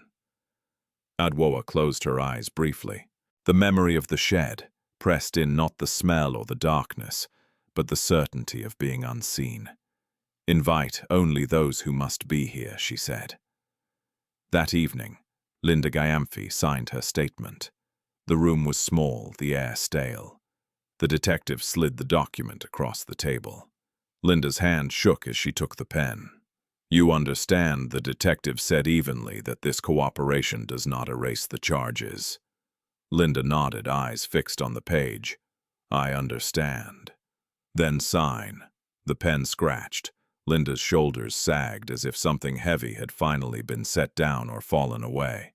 When she finished, she looked up. "Does she hate me?" The detective did not answer that question. Back at the hospital, the final verification alert arrived on Kofi's phone, an encrypted notification, brief and definitive. He showed it to Adwoa without comment. She read it once, then handed the phone back. "Schedule the briefing," she said. "Tomorrow." Abena's breath caught. "Public limited," Adwoa replied. "But yes." Night fell again. The city glowed. Adwoa lay awake, listening to the steady hum of systems, machines, lights, people moving with purpose.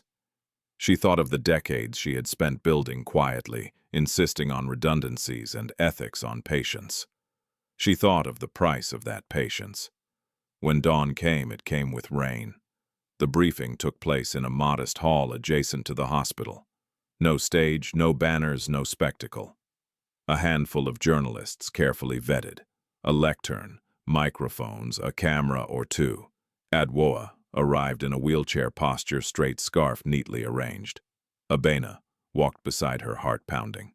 Kofi stood just behind, unobtrusive. The room stilled.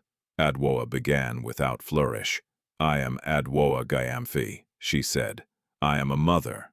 I am a Ghanaian. I am disabled." Pens paused. Cameras focused. "I was confined unlawfully," she continued, voice steady. "I was denied care. I was harmed. This is not a private matter.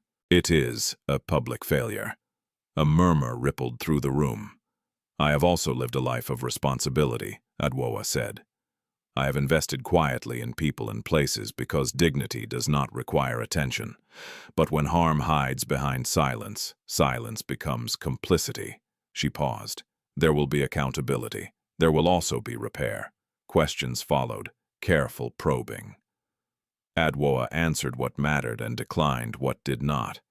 When asked about the scale of her wealth, she replied simply, "Enough to fix what was broken." Outside, the rain softened. Inside, something shifted. By the time the briefing ended, the word billionaire had finally been spoken aloud, once then again. Not shouted, not sensationalized, just named. Abena exhaled, realizing she had been holding her breath for minutes. Kofi checked his phone and nodded. "The response is measured," he said, "as we hoped." In the hours that followed, consequences tightened. Accounts froze. Properties were flagged. Court dates were set. Linda's cooperation was noted and limited. Kwame's testimony was logged. The shed was condemned. That evening, Kwame stood alone in the yard and watched officers place a notice on the shed door. Unfit for occupation. He closed his eyes. At the hospital, Adwoa rested again. Abena sat beside her, exhausted and awed. "You did that," Abena whispered. "All of it." Adwoa opened her eyes. "No," she said. "I allowed it." Abena frowned. "What's the difference?" Control Adwoa replied softly. "I never needed it. I needed time." As night deepened, messages poured in support, outrage, gratitude. Adwoa did not read them. She watched the rain trace paths down the window and felt the future settle into shape. The truth was no longer hidden. It was named. And now, it would work. Consequences do not arrive with a single sound. They arrive with many. By the third day after the briefing, Accra had adjusted its posture. Offices recalibrated. Phones rang differently. Doors that once opened casually now required name schedules verification. The city did not gasp. It absorbed. Adwoa Gyamfi felt the shift from her hospital room. The attention no longer pressed against her like curiosity. It moved around her like obligation. Kofi Agyeman stood at the foot of her bed, reviewing a printed timeline. "Charges have been filed," he said. "Unlawful confinement, medical endangerment, fraud-related offenses are proceeding separately." Adwoa nodded. "And Linda?" "She remains cooperative," Kofi replied. "But cooperation does not rewrite facts." Abena Mensa listened quietly, hands folded in her lap. She had begun to recognize the rhythm of these conversations, the way justice spoke in steps, not leaps. Outside, reporters waited without shouting. Inside, administrators passed with purposeful calm. Adwoa had become a fixed point in a moving system. That afternoon, the police requested a controlled confrontation. Adwoa agreed. The room chosen was neutral, neither hospital nor station, neither courtroom nor office.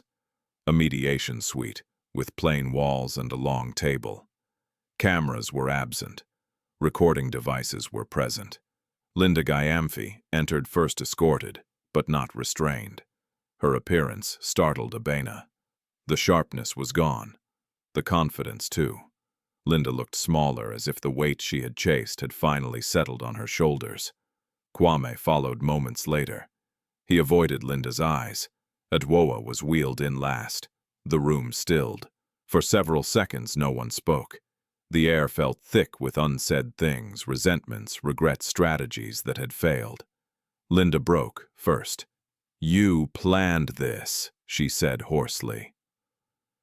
Adwoa's gaze remained steady. "No." Linda laughed weakly. "Then what do you call it?" "I call it inevitability," Adwoa replied. "You mistook silence for weakness." Linda's eyes flicked to Kwame. Tell her you didn't know." Kwame swallowed. "I knew enough." Linda's face twisted. "You let them turn you against me." "No," Kwame said quietly. "I stopped lying to myself." Silence fell again. Adwoa spoke, her voice calm but precise. "I did not create your choices. I only refused to protect them." Linda leaned forward, desperation spilling out. "You could have stopped this. You could have told us who you were." Adwoa's eyes hardened, not with anger but clarity. "And be treated well only because of money, that is not care, that is fear." Linda's shoulders slumped. "You ruined us." Adwoa shook her head slowly. "You ruined yourselves." The mediator cleared his throat gently. "Mrs. Gyamfi, do you wish to add anything for the record?" Adwoa considered the question. She looked at Kwame, her son standing in the wreckage of his own making. "Yes," she said. "I wish it recorded that I did not seek revenge. I sought safety." Kwame's breath hitched. Linda stared at the table. The session ended without drama. No shouting, no collapse, just facts, placed where they could no longer be ignored. Outside the room, Abena released a breath she hadn't realized she'd been holding. That was controlled, she murmured. Adwoa nodded. Control is not cruelty. It is restraint. By evening, court dates were scheduled. Linda was released on strict conditions. Kwame was required to remain available. The house was officially flagged pending proceedings. The shed was dismantled the next morning. Kwame stood in the yard as workers removed the warped door, the rotting boards. Each plank exposed the emptiness beneath. When the last piece fell away, the corner of the compound looked strangely bare, like a wound finally cleaned. A neighbor approached cautiously. "Kwame, we're sorry." He nodded once. "So am I." At the hospital, Adwoa began physical therapy. The sessions were slow, painful, methodical. Each movement demanded patience. She welcomed it. Progress, she had learned, was built in increments. Abena accompanied her, steady and attentive. "You could leave," Abena said one afternoon as they rested. "You could go somewhere far away." Adwoa smiled faintly. "And abandon the work." "No, what work?" Abena asked. Adwoa looked out the window at the city. Repair. That evening, a small delegation from the Gyamfi Foundation arrived. No ceremony, no press. They spoke of programs paused during Adwoa's absence, of clinics awaiting funds, of scholarships pending signatures. "We held everything," Esther Nkrumah said softly. "As you instructed." Adwoa nodded. "Then we resume. Carefully." Abena listened, stunned. The scale of it all, the quiet reach, the long patience, settled into her bones.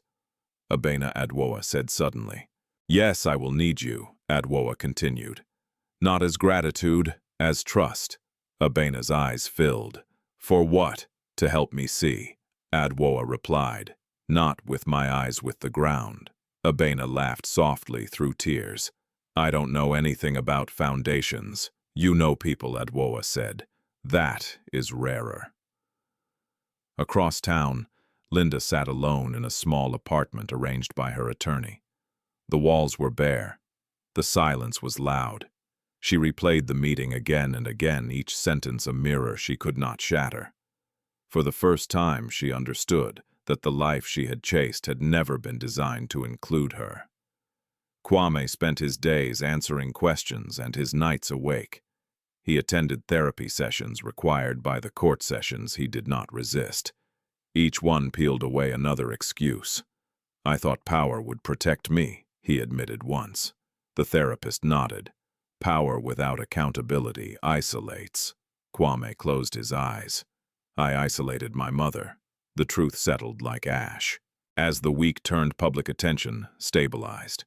The story became less sensational, more instructive. Community leaders spoke. Advocacy groups amplified the issue of elder abuse and disability rights. Not because Adwoa demanded it, but because her story had made denial impossible. Adwoa watched from a distance, approving some initiatives, declining others. "No monuments," she told Kofi. "Build systems." On the 7th day after the briefing, Adwoa requested one final meeting with Kwame, alone. He entered quietly and sat without being told. "I will not save you," Adwoa said.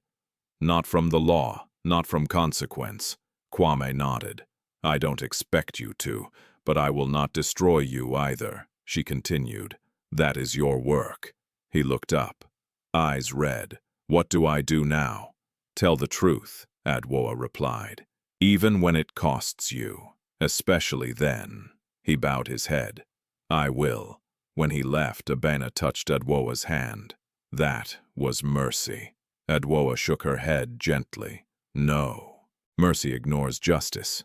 This honors it." As night fell, Accra hummed with its familiar sounds. The city had absorbed the shock and returned to motion. But something beneath the surface had changed, a recalibration, quiet and lasting. Adwoa Gyamfi closed her eyes and rested. The reckoning was no longer looming. It was underway. The courtroom did not feel like a place of drama. It felt like a place of weight. The benches were wooden and worn smooth by years of bodies settling into them. The ceiling fans turned slowly, pushing warm air from one corner to another, without relief. Sunlight filtered through high windows, illuminating dust motes that drifted and fell unnoticed by anyone who mattered. Adwoa Gyamfi entered in her wheelchair posture, straight scarf neatly arranged. There were no flashes, no whispers loud enough to interrupt proceedings. The judge nodded once as she was positioned at the front. Abena Mensa sat 2 rows back, hands clasped tightly in her lap. She had not slept well. Not from fear had passed, but from the pressure of witnessing something irreversible. Linda Gyamfi sat at the defense table, her shoulders slumped, eyes fixed on the polished wood before her. Kwame sat beside his counsel, face drawn, hands folded, gaze forward. The clerk called the case. Words followed, formal, measured, exact. Charges were read, evidence summarized, medical reports entered into record. Photographs of the shed were shown briefly, then removed. No one lingered on them. They did not need to. When Adwoa was called to speak, the room grew still. She did not raise her voice. "I was confined," she said. "I was denied care. I was harmed." The simplicity of the sentences carried their own gravity. "I am disabled," Adwoa continued, "but I am not helpless. I did not consent to what was done to me. I asked for dignity. I was answered with control." She paused, letting the words settle. "I do not ask this court for revenge," she said. "I ask it for recognition." The judge listened without interruption. Linda's attorney rose, voice careful. "Mrs. Gyamfi, is it true that you withheld information about your financial status from your family?" Adwoa turned her head slightly. "Yes, and do you understand that this omission may have contributed to misunderstanding?" Adwoa met his gaze. "No." A ripple moved through the room. "Misunderstanding does not build locks," Adwoa continued calmly. "It does not remove medication. It does not tip a wheelchair." Silence followed. Kwame's attorney stood next, throat clearing. "Mrs. Gyamfi, my client has expressed remorse and cooperation. Do you acknowledge this?" "I do," Adwoa replied. "And do you wish to offer any mitigation?" Adwoa considered the question. She looked at her son, not with softness, not with fury, but with the clarity of a woman who had learned the cost of both. "I wish to say this," she said. "Remorse is not a substitute for accountability, but accountability accepted fully can become the beginning of repair." Kwame bowed his head. The judge recessed briefly. When the court reconvened, the ruling was delivered without flourish. Linda was found culpable. Conditions were set. Consequences outlined. Kwame's cooperation was acknowledged, his responsibility named. The law spoke plainly.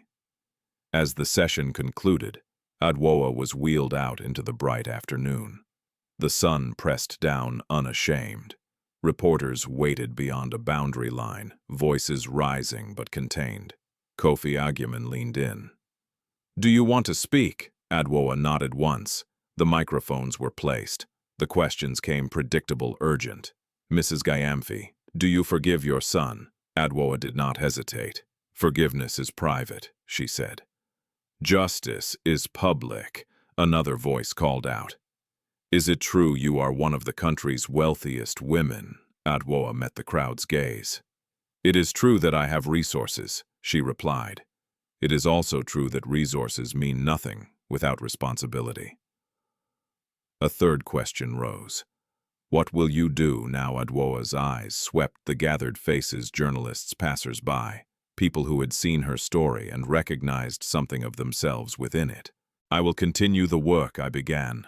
"Quietly," she said. "I will fund care, protection, and access. I will support those who are hidden, not because they are invisible, but because they are ignored." Abena felt her throat tighten. That evening, the Gyamfi Foundation released its first statement since the court ruling. It outlined new initiatives: elder protection units, legal aid partnerships, disability access grants, not promises, timelines. Phones rang across the city, with a different tone now. Back at the hospital, Adwoa rested as the pain medication took hold. The day had drained her. The physical therapy would resume in the morning. There would be more work, always more work. Abena sat beside her, exhausted and luminous. "You stood there like nothing could shake you," she said softly. Adwoa smiled faintly. "Everything shakes me," she replied. "I simply decide what to hold." Kofi entered quietly with a folder. "One last matter," he said. "The board has approved your request." Adwoa opened her eyes. "Which one?" "The appointment." Kofi replied. "For Abena." Abena froze. "Appointment." Adwoa turned to her. "I asked you to help me see the ground," she said. "I meant it." Abena's breath caught. "I don't." "You know how people fall through systems," Adwoa continued. "You noticed when no one else did. That is not coincidence. That is capacity." Abena shook her head, tears welling. "I only did what was right." Adwoa reached out and rested her hand over Abena's. "Then do it with support." Later that night, Kwame sat alone in a small room provided by counsel. The day replayed in fragments, his mother's voice, the judge's words, the finality of it all. He took out his phone and opened a blank note. For the first time in weeks, he began to write. Not excuses, not defenses, but facts. Dates, actions, choices. He titled the note simply, "Accountability." Across the city, Linda stared at the ceiling of her temporary apartment. The quiet pressed in. The future no longer glittered. It existed bare limited real. For the first time, she understood that the woman she had tried to erase had never needed erasing. Adwoa Gyamfi slept deeply that night, the kind of sleep that follows resolve, not escape. Outside, Accra moved on vendors, calling engines, idling music, spilling into the streets. The city absorbed the lesson without ceremony. Justice had been spoken. The work remained. Recovery did not arrive as a miracle. It arrived as routine. Morning therapy sessions replaced court schedules. Medication charts replaced legal briefs. The rhythm of Adwoa Gyamfi's days slowed, then steadied. Each small movement, lifting her leg, tightening her core, transferring from bed to chair, was a negotiation between pain and patience. She welcomed it. Pain that had a purpose was easier to endure than pain born of humiliation. Abena Mensa attended every session she could, learning the names of muscles she had never known existed, memorizing the subtle signs of fatigue in Adwoa's face. She no longer felt like a visitor. She felt like a witness to something rebuilding itself piece by piece. "You don't have to come every day," Adwoa told her once as Abena adjusted the blanket over her knees. Abena shook her head. "I want to." That answer satisfied them both. Kofi Agyeman visited less frequently, now his work shifting from crisis to structure. Files became schedules. Schedules became institutions. What had begun as rescue was settling into governance. "The foundation offices are ready," he reported one afternoon. "Staff vetted, oversight in place." Adwoa nodded. "And the community advisory confirmed," Kofi replied. "You'll like them. They argue." A faint smile crossed Adwoa's face. "Good." Outside the hospital walls, the city recalibrated again, this time more quietly. Elder advocacy groups cited the case in training sessions. Disability rights organizations saw funding increase. Clinics in underserved areas received equipment they had requested years earlier. Not because Adwoa wanted credit, because systems remembered. Kwame Gyamfi began community service as part of his sentence, quiet, unpublicized work at a rehabilitation center not far from where his mother was recovering. He did not speak of it. He did not ask forgiveness from strangers. He listened. The first day, an elderly man refused to look at him. The second day, a woman asked him to adjust her chair. By the third week, he understood something he had not. Before repair was not about redemption, It was about usefulness. He visited Adwoa only when invited. On one such visit, he sat beside her, hands, folded posture, careful. "They've assigned me to logistics," he said. "Transport, scheduling." Adwoa nodded. "Details matter." Kwame hesitated. "I'm not asking you to be proud." She met his gaze. "Then don't." The honesty stung, but it grounded him. Linda Gyamfi moved through her days with enforced quiet. Conditions limited her movement, her associations, her access. The life she had chased collapsed into a series of obligations she could not charm her way out of. She attended mandated counseling sessions and spoke in half-truths until half-truths exhausted her. In moments of unwanted clarity, she understood that the woman she had tried to dominate had never needed to announce herself. Power she learned too late, did not argue. Weeks passed. Adwoa was discharged on a bright morning when the air smelled of rain and exhaust. A modest convoy waited, no sirens, no spectacle. Abena stood beside the wheelchair as it was rolled out, blinking against the sun. "You're really leaving?" Abena said. "Yes," Adwoa replied, "but not disappearing." They drove to a quiet residence, not a mansion, not a showpiece, a place designed for access, light, and movement. Inside, everything was simple and deliberate.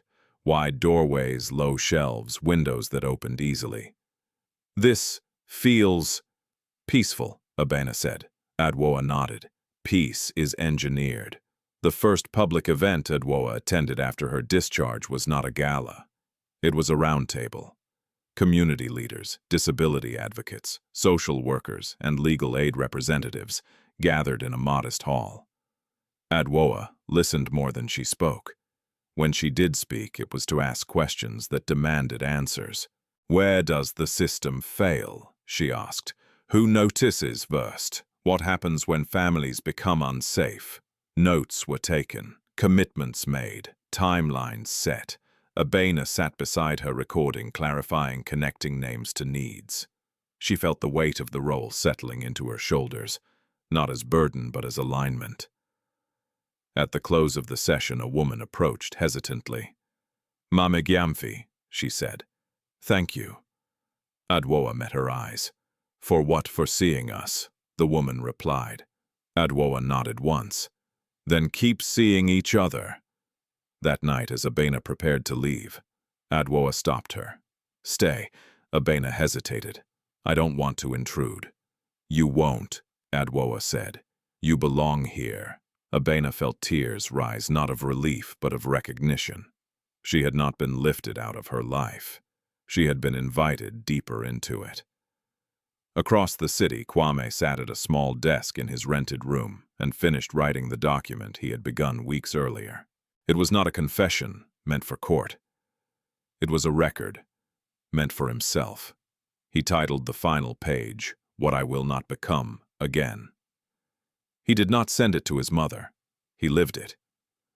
Months later, when the Foundation's first annual report was released, Adwoa read it carefully, not for praise, for gaps.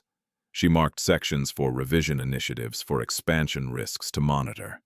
"Never let kindness outrun structure," she told Abena. Abena nodded. "And never let structure forget people." Adwoa smiled.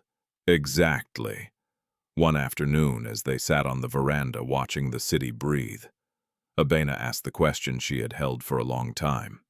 "Did it hurt?" she asked softly, letting them see everything Adwoa considered.